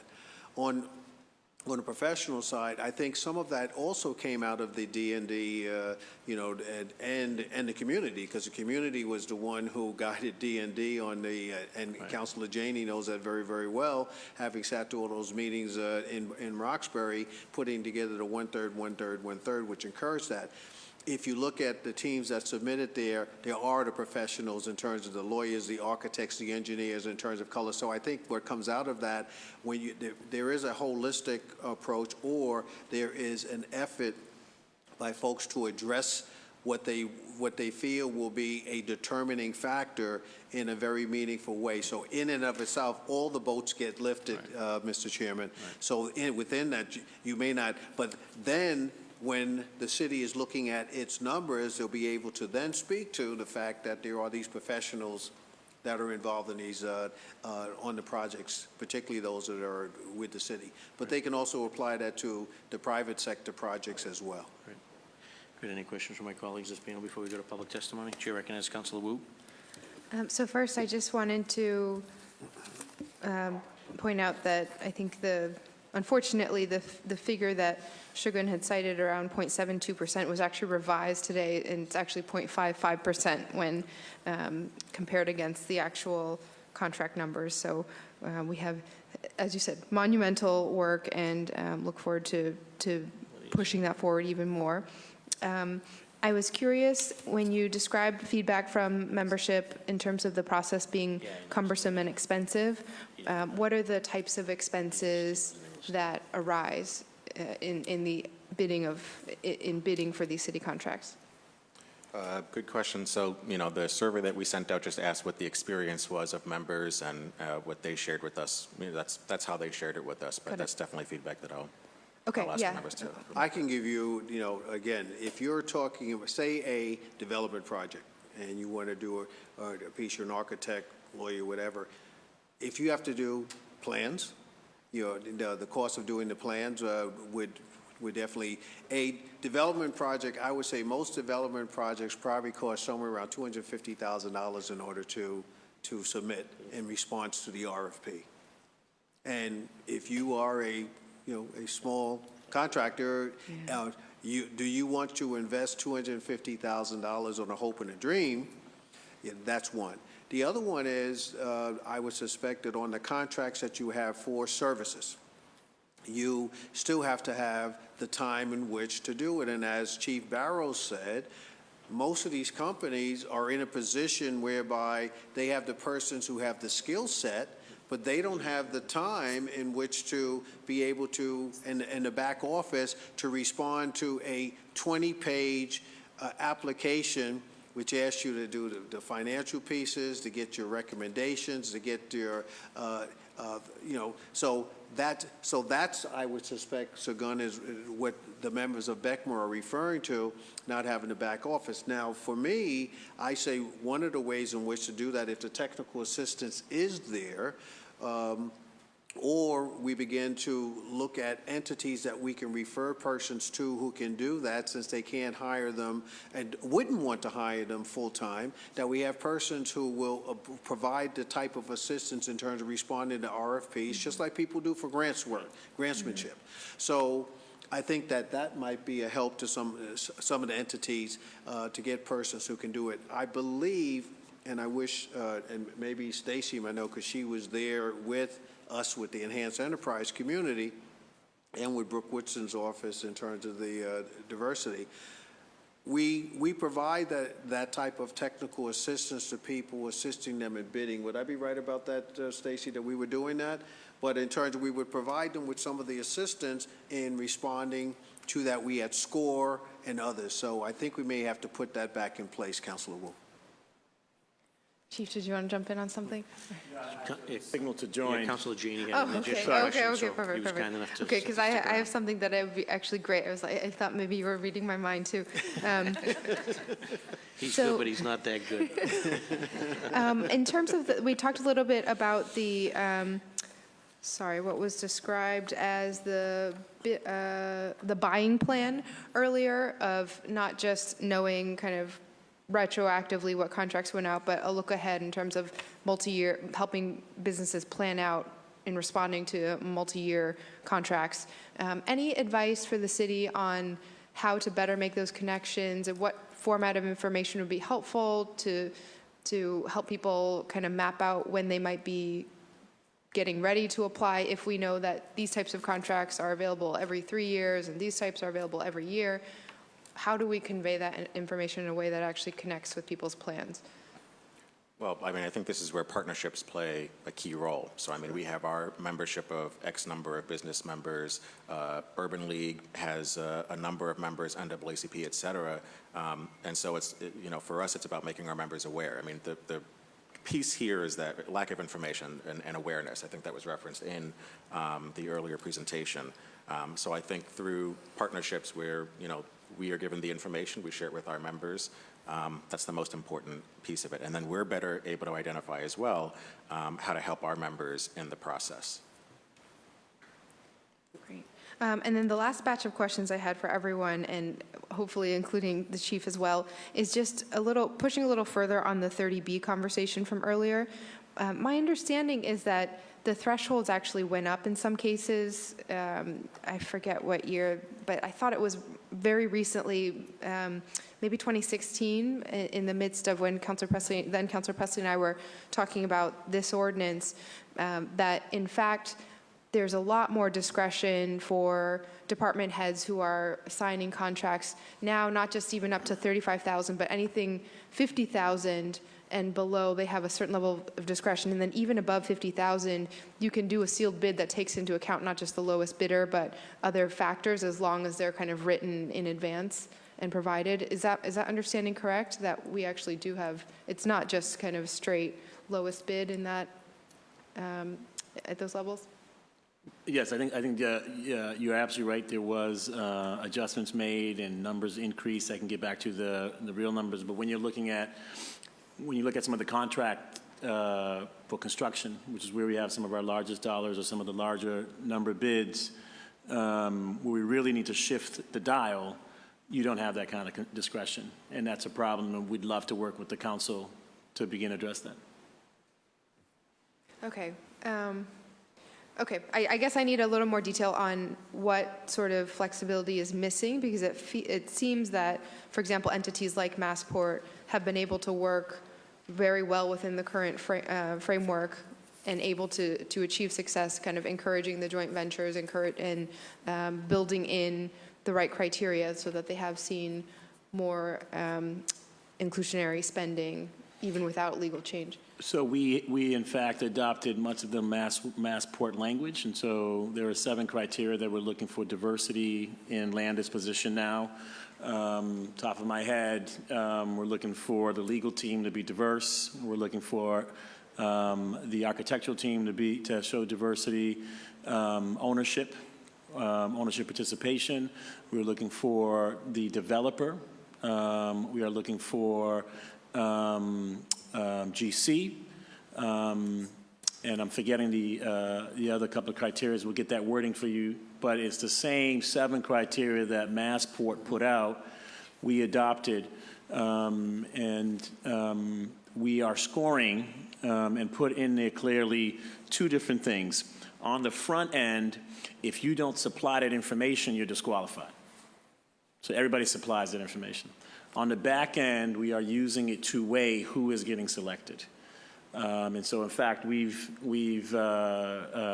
adopted and learned from Massport, and you're absolutely correct. There are some things we can do that don't need to change the laws, and we're trying to do them. And Councilors, if I might just underscore that, because that came from a process which the state had gone through a number of years ago, on its committees trying to begin to address that. And what that allows to do, the disparity study doesn't even come into the conversation. Right. This is a selection criteria. It just says, is good business. And if you want this business, these are the things that you need to do. And I can tell you, when that's in place, opportunities present themselves. When that is not in place, we have the seaport.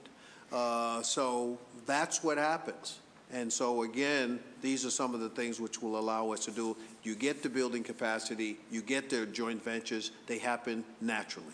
Got it. Thank But you. I do want to draw a contrast, just a 30B conversation. When you have other bidding process, like on city assets, like the library, where it's a blind bid, there is not a lot of creativity. And where you have perhaps, and this is the thing that bothers me the most, a bad actor who is not following city regulations on BRJP, for instance, we cannot consider that when we are selecting the contractor in that case. And so I'd just invite the council to work with us to have a further conversation on 30B and understand this, and we can bring some folks down and really dive deep and see what we can do together to address that. Great. Thank you. We've also been joined by my colleague, City Councilor Lydia Edwards. Chair recognizes Councilor Kim Janey. Thank you so much. I want to echo the sentiments of my colleague, Michelle Wu. I think it's important that we use the current tools that we have in terms of pushing through or insisting and encouraging that we get diversity without changing. I'm happy to have the conversation about whether we need to change and work with you to change 30B, but I think we do have more discretion in terms of requiring diversity and encouraging that currently. So I think it's an and both. So I don't want to put off to the future, we have to do 30B first, otherwise we can't change anything. I want us to be working on both. For this panel, I want to thank you for your amazing presentation, your leadership, your engagement on these very important issues. I'm very interested in the survey results, if those may be shared. Is that something that you could share with us? That would be really helpful, as well as the recommendations that you had for us, Attorney Feaster. That would be helpful. And thank you for joining us and for staying, Chief Barrows. I did want to come back to the size of contracts. There is a business, minority-owned business in my district, does good work and is unable to really compete on some of this is a food service company, particularly in our schools, because the way the RFP is written, it's really written toward large companies, and it is not something that this particular MBE can then get their foot in the door. So if you could just speak to, we heard both panelists here mention the size of contracts. It's something that I've mentioned in previous hearings. Could you talk about what your office is doing to break, because that's another tool that I think that we can do now. Absolutely. Without waiting to change, state law or any other kind of law. Yeah, no, I wholeheartedly agree. There are things we can do now, are trying to do now, more things to be done. There are, however, things that I encourage us to have conversations about that look at the legal parameters we work in. And then I do think that the disparity study speaks to a whole set of other things that we have to do as government that is really important. So I think together, the set of tools allow us to move the needle. And without a comprehensive approach, we would be hampered in other places that we shouldn't be. To the size of contracts, that is one of the practices that are really important. And so Director Barrios-Milner and her team are actively meeting with the departments to look at the size of contracts and understand the opportunities, which is why we use the example of the landscaping company, and then we also use the example of the recycling carts, right? So that was broken out because we felt there was an opportunity there as a city to provide an opportunity that typically is bundled. And so in the food contract, that is a conversation that has been had. I will get you an update on that. Would love to know the business so we can just have them intel. It's really important to understand whether there is an opportunity for someone to apply or not, so we can focus our energy. No, I think that would be really helpful. And so when you say that internally there are conversations happening, what is the end result of those conversations? Are there some? The recycling cart would be one. Yep, so I got those yes, so those two. Are there recommendations for other Yes. Industries? Yes. Okay, is food service one in terms of our schools? The food, I will get you, I'd love to, I know the conversations have been started, because I've had those conversations with BPS.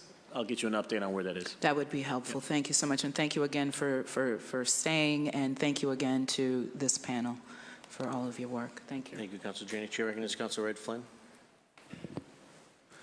Thank you, Council Flaherty, and thank you to the panelists for your great work for so many years, and thank you to Chief Barrows as well for your work. I just had maybe a comment and a question.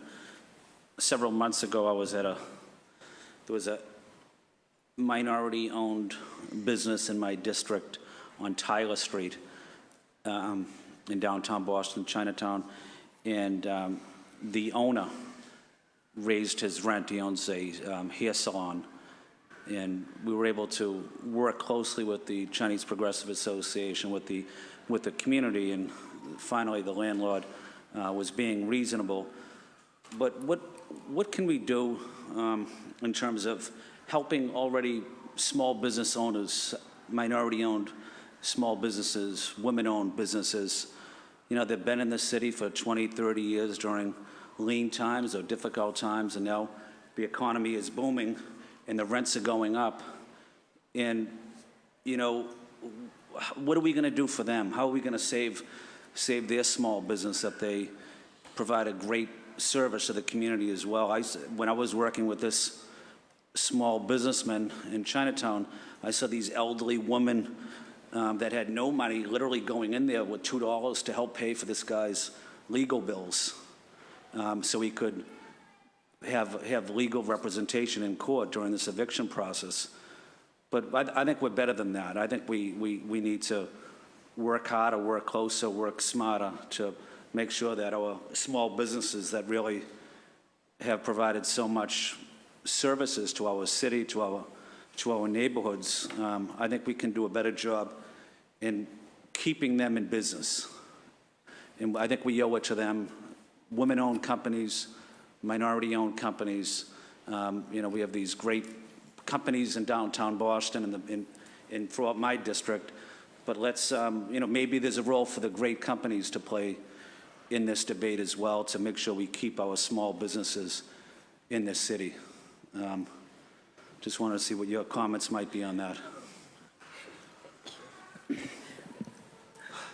Well, Councilor, I mean, you've touched a hot button issue, and I think that if I was to look at it from being one who represents developers, I would say that what we can begin to look at is, one, looking at the affordability question, not only in our residential components, but also in our retail and commercial spaces as well. We would be talking about as properties come online that have a commercial component, maybe we're talking about the sizes of units that we can have, which will service the types of businesses, because I don't think you're going to be able, the way the booming market is going here in Boston, and what I said earlier about Seaport is an example where most of those small businesses you're talking about wouldn't even have an opportunity to be able to rent there because of what their per square foot cost is. So it's somewhat of a policy piece. It's somewhat of looking at it, but I think there's going to warrant further discussion on how you can accomplish that. And you're not going to be able to accomplish it on a case-by-case eviction process. I mean, you may have saved this person for now, if that person's been saved, but that's not going to be a long-term solution for that individual, because those rents are going to continue to grow unless you've been able to work out a particular deal. So I think it's a longer conversation, Councilor Flynn, in order to address it. But I think some of the things is maybe we need to look at how we look at affordability in commercial spaces as well as a start. Yeah, thank you. I think those are excellent comments, and it's not the best thing for me to say, but I'd support a tax on these wealthy businesses in our city, and having that stream of tax go to the small businesses that are already in our city. Because once we start losing those types of small businesses, you really lose the heart and soul of Boston. So I'm pretty frustrated about it. And Councilor, just to add to what Mr. Feaster said, first I appreciate your bringing up that issue, because I know for many of our members who have storefronts, rent is an increasing burden on them. And so, I know for BECMA, we don't have, I wouldn't be able to say right now what our primary response to that would be, but I know that this august body is taking up a lot of measures related to rents as well, and thinking about that. And so I know that BECMA would be very much committed to working with yourself and your colleagues on addressing that issue. Yeah, thank you, and I just want to thank my colleagues, Councilor Janey, Wu, Edwards, and Flaherty, and the panelists, and Chief Barrows for doing everything you can to provide a level playing field for everybody. So we appreciate what you're doing. Thank you. Thank you, Councilor Flynn. Chair recognizes Councilor Edwards.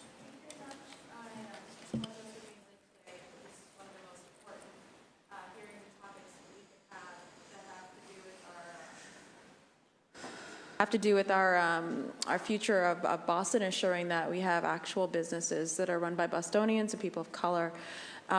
Because we're such a huge consumer as a city, we will drive a market. and we can create or we can destroy one. And so thank you so much both for coming to testify. I have been particularly watching how the market can be driven through zoning.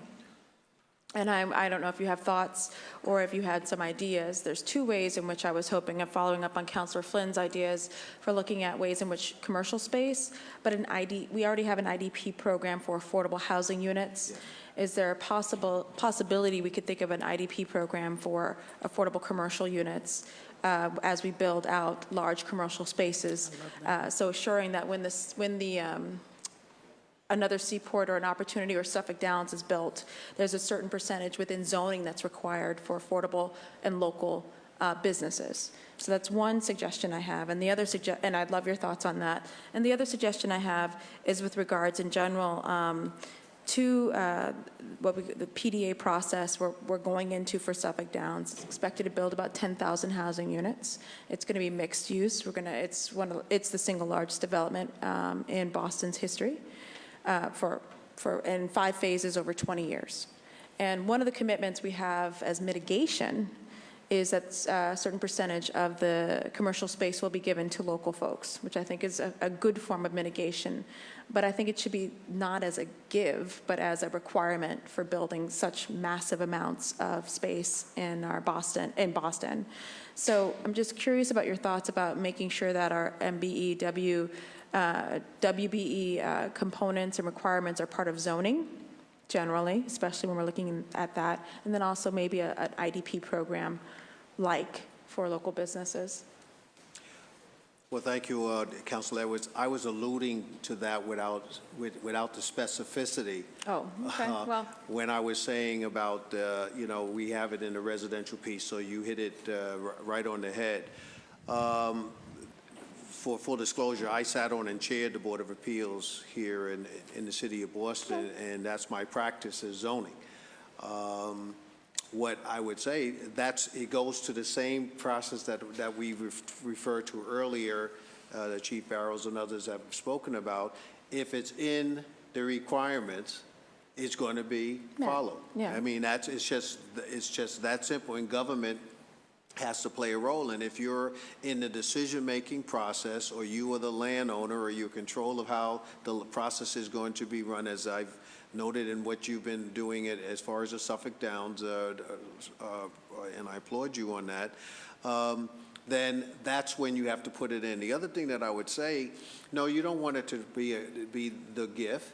What you want to do is determine what is the feasibility of the types of rents that one can pay for the types of spaces that would be afforded to them, and then to work that out within the pro forma with the developer so that you have, long-term sustainability. Because what we don't want to happen is what's happening in the housing world, expiring uses. And then you're going to come back 20 years later and one says, okay, the affordability is gone.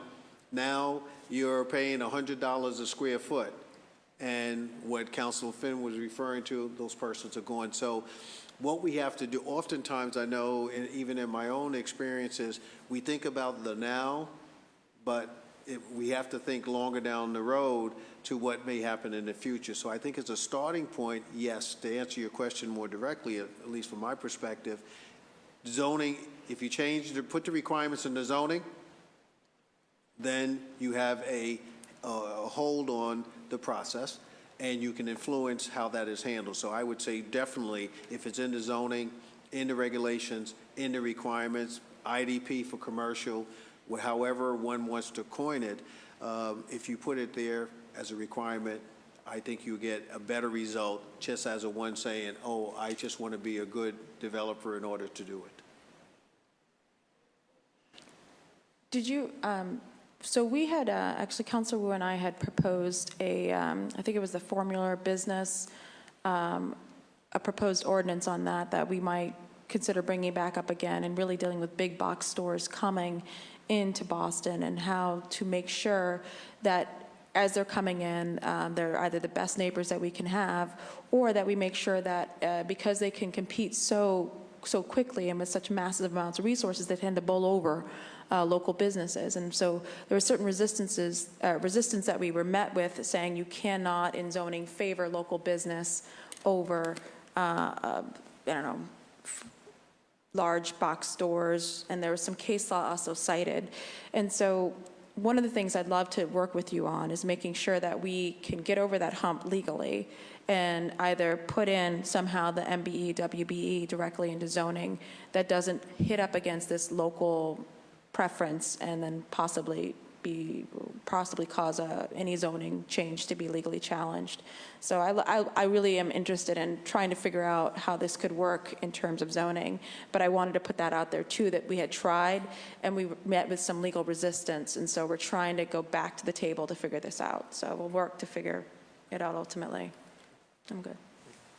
Thank you, Councilor Edwards, and thank you to Joe and Shagun for being here, for participating, and for adding some insight, and look forward to continued partnership as a council with you as we continue to try to. Chairman, members, thank you very much for the invitation. Thank you. Very good, thank you. And I know we're over our 5 o'clock time limit, but I know that we have several folks that have signed in to offer public testimony, and the public testimony podiums are right to my left and right. I have Robert Newton, Priscilla Flint Banks, Carl, looks like Quackrin, thank you, and Martin Evans. And just tee up, right, either way, we can go 1 for 1. So Robert Newton, you've been patiently waiting, and you signed in first, so in order of business, you have the microphone. Just state your name and affiliation for the record. Okay, my name is Robert Newton. Robert E. Newton.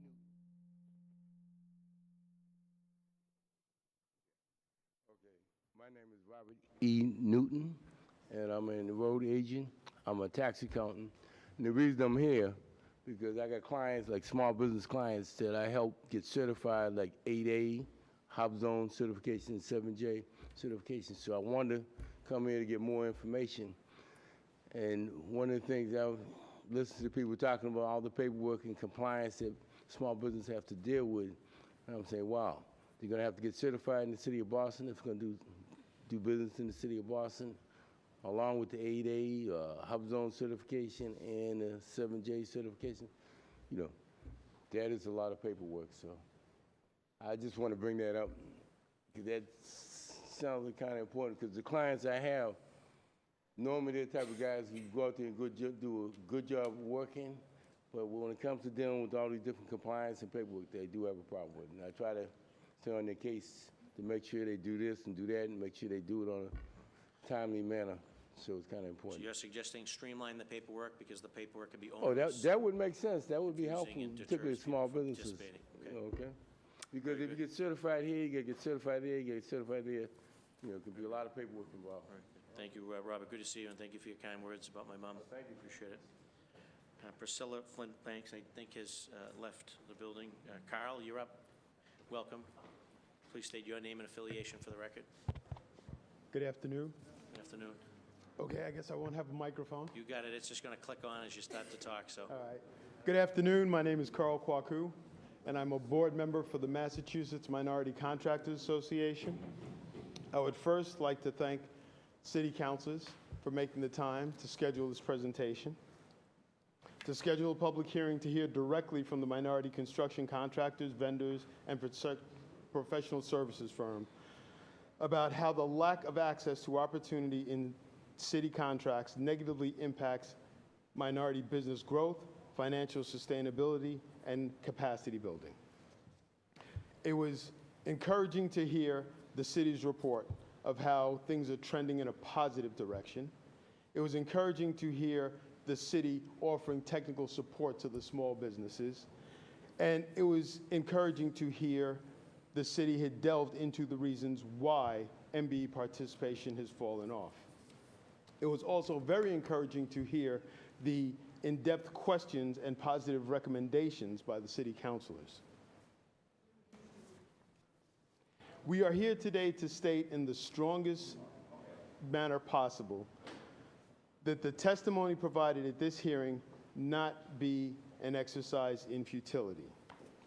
Instead, MMCA urges you to continue your strong advocacy for those of us who ply our trade, struggle to keep our doors open and serve as a primary source of jobs and business opportunities for minorities in the construction trade and professional services industry, despite the many obstacles we face every day. The contract opportunities with the city should be an accessible, renewable, and expandable resource, a staple in the growth plan of these businesses, and not the elusive intangibles that they have been to date.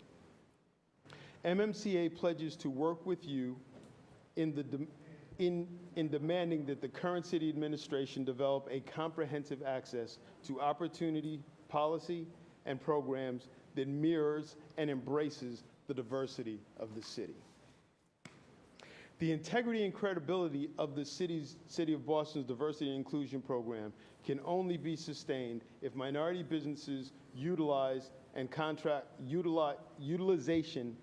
and contract awards are monitored and compiled through data.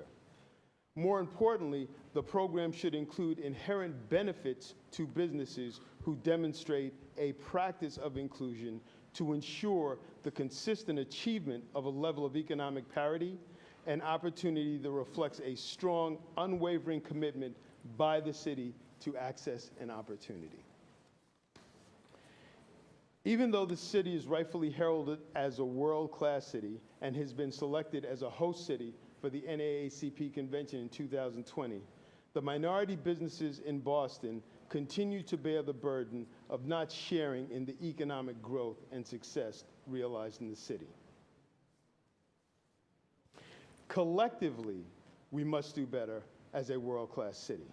And we would actually ask the city to reach out and impose the inclusion requirements into the private sector. Right now, the minority businesses are being left on the sidelines while the greatest, most continuous construction boom in Boston's history, reporting $21.5 billion in construction last year, continues to shut out minority businesses through the continued use of obstacles to entry, allegations the minority businesses do not exist, and acceptance of the usual excuses for not contracting minority businesses. There has been a lot of talk of inclusion, but there has been little real effort, although I was glad to hear about the city's efforts to include technical support, but there has been little real effort in the ways of outreach, tools, training, mentorships, and joint ventures to implement the change. I am submitting a copy of this testimony for the public record and offer the support of MMCA, and thank you for the opportunity to speak to you today. Thank you, Carl, for your time and attention, and I look forward to a copy of that testimony as well. Thank you. Thank you. Is it Martin Evans? Martin, welcome. Thank you, guys, and I'll try to be short. I've never been a minority vendor, full disclosure. One of the reasons you'd probably starve to death. The small amounts that you get, I don't know if anyone can live off of 10%. I built my business, took business from Verizon, and my largest client was the United States Marine Corps.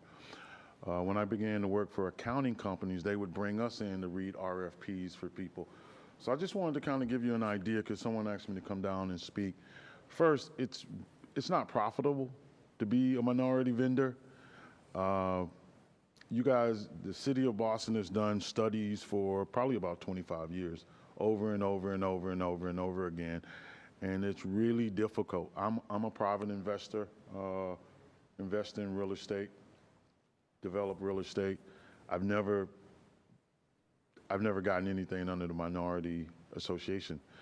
I would just like for you guys to really think about how difficult the process is. And for someone like me, when I was starting out, well, the department heads at these large companies, they're being sent to the Patriots game, the Celtics games. So those small business owners can't compete anyway, because it's not really apples to apples.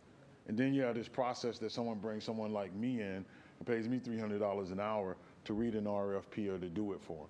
So they don't have that ability either. And then when I think a case study, I was thinking of Elizabeth Williams' company, Roxbury Tech. Because you guys say you want to do, local businesses. Here was a minority woman who built this business, hired all residents from Boston, was resold Staples product, and the city of Boston has never bought one sheet of paper from her.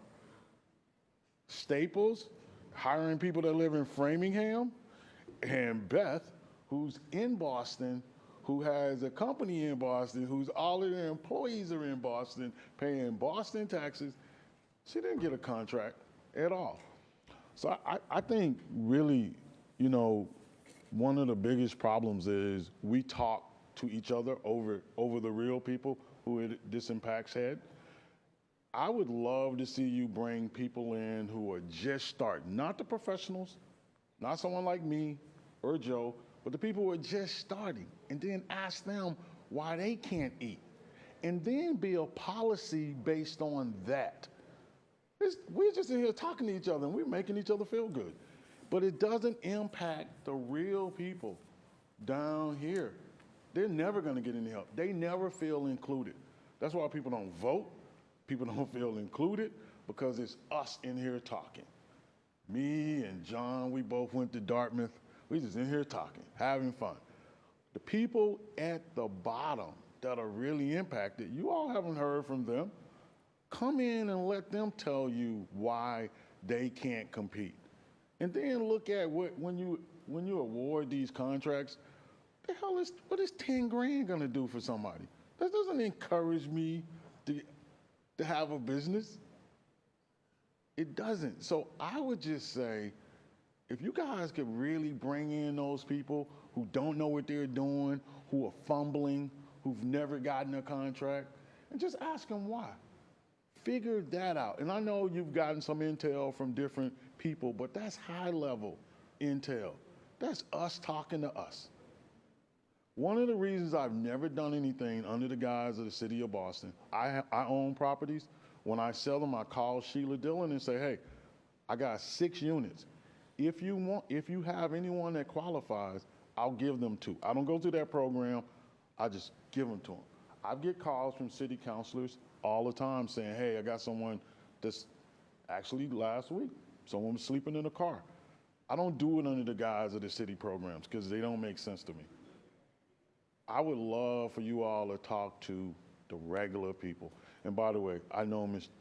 Councilor Janey. I've done a project on her house, see her walking around, talking to people. So I know she has her ears to the ground. And I know you guys do too, but listen, these long meetings, you all talking back and forth and not bringing the people who aren't making any money in and just listening to them first. Take that intel, glean it, then figure out why it's not working. There's no reason. And by the way, before I finish, I want to say the city of Boston does an excellent job of reaching out to people individually. It's just the system doesn't work. Individually, if someone comes in and can get you guys' attention, you help. But the system doesn't. The system is built so that 2 of us are going to make it. 2 of us are going to have all of the money in the minority process, and the rest is starving. And that's where the problem is. It's me and somebody else. And, you know, so we got to figure out how to spread this around and realize that $10,000 contracts helps nobody. As a matter of fact, by the time they spend all their money buying equipment and they get that $10,000, it's nothing. Thank you, guys. Thank you. Thank you, Martin. Appreciate it. Anyone else wishing to offer public testimony may do so now. Just step right up to the microphone. And please state your name and affiliation for the record, and you have the floor. Give us your thoughts. Hi, Council. My name is Michelle A. Ferguson. I'm the owner of Hilton Realty, Inc. I am here today because I want to testify. So I think this issue is, I appreciate this council and I appreciate you holding this hearing, but I think this issue stretches beyond our city. It exists even when we try to do business outside the city. So I am federally certified. My business is also state certified. My city application and my zone application are in processing. And I did apply to be a local-owned business, but I was denied, and I was not given a reason why I was denied. There was no feedback. So I think it's hard to deny someone, but not tell them why you're denying someone. I don't know if it's because my business is only 9 months old or what it's from. Continuing on, through waiting, so my business is 9 months old. I hired employees. I lost those employees because we were waiting on contracts and I could not support. So to just give you the feedback that this gentleman just asked for, it takes time and money. My time is more important than my money. As a business owner, we're not like just working on our business. A lot of us are working additional jobs as well. So when you think about the time that we're spending, our time is really important.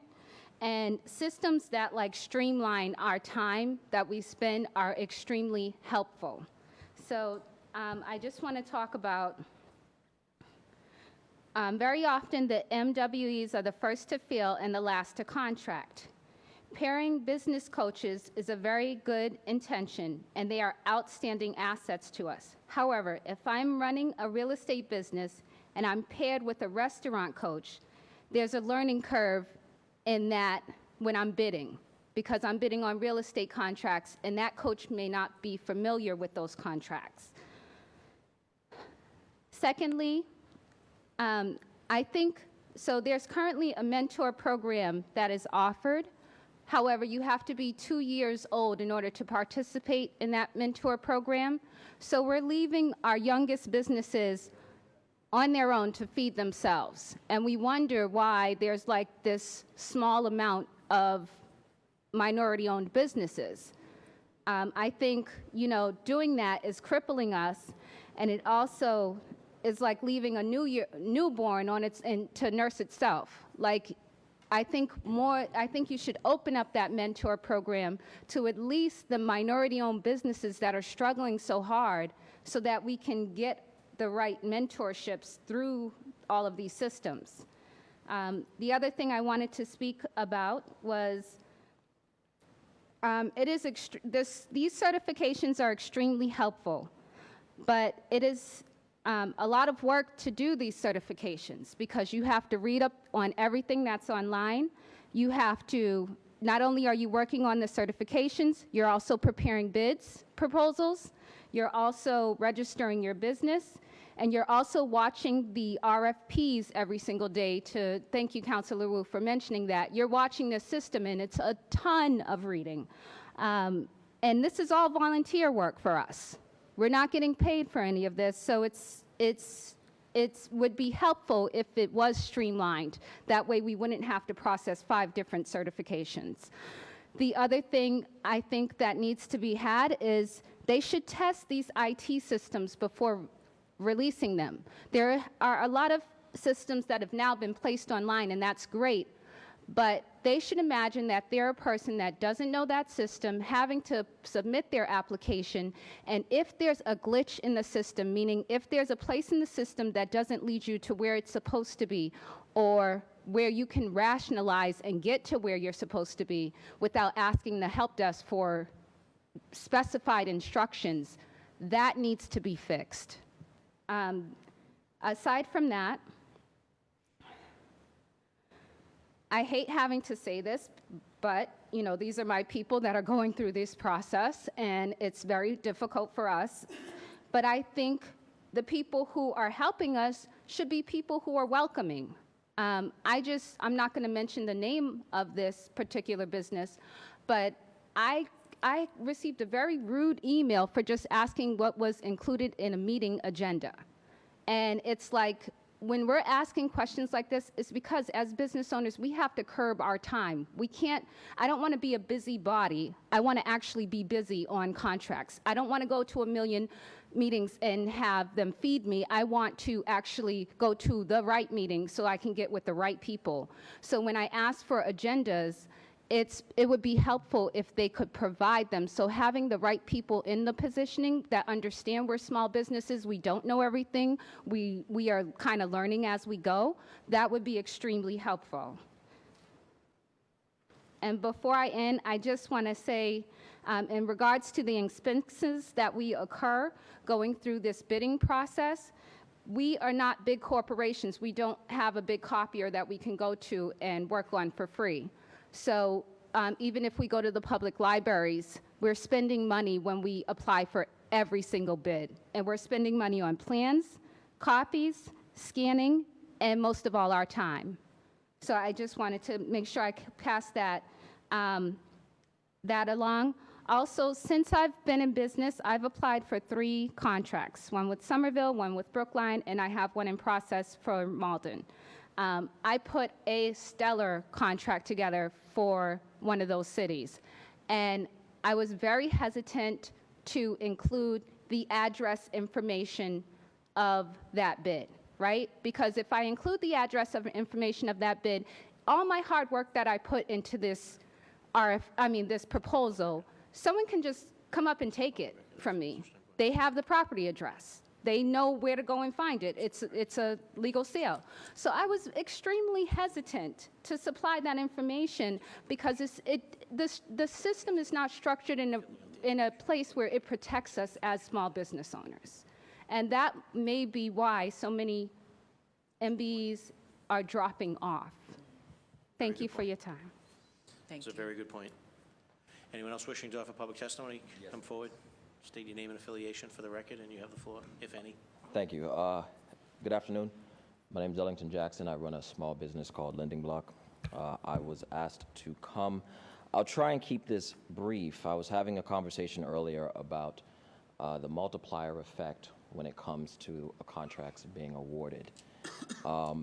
And more so than just the monetary value of the contract that isn't being awarded to businesses of color, it's also the multiplier effect that that community also misses out on. There was some research done where a marginal distribution of wealth and the marginal propensity of consumption was put together, and sort of based on the contract, the information that was put out, I did my best to sort of calculate what the marginal propensity to consume would be, and then therefore figure out what the multiplier effect of contracts not being awarded to brown and black businesses works out to be, and it works out to be roughly about 2.44,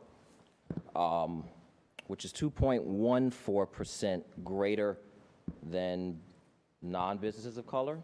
So I think it's important to know that when businesses of color don't receive contracts, the professional services that we're concerned about, those businesses also don't necessarily receive those funds. They don't go into business. There's an entire economic effect that sort of spirals out when those businesses don't receive those contracts. I happen to be one of those businesses. I'm a lending business.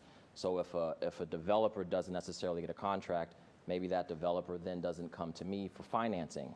So I don't necessarily apply for a contract with the city, but my clientele would. So I'm sort of tangentially impacted as well. So I just want to sort of add that color and context to the conversation. Thank you. Very good. Thank you for your input. And this is the last call for public testimony. Anyone else in the gallery wish to offer public testimony may do so now. Seeing and hearing no additional desire, that will conclude public testimony portion, and will also conclude this hearing with respect to docket 0348, an order for hearing regarding equity in the City of Boston procurement and purchasing, co-sponsored by my colleague, City Council Michelle Wu and City Council Kim Janey. And as a result, the Chair and Government Operations and the committee will adjourn. Thank you.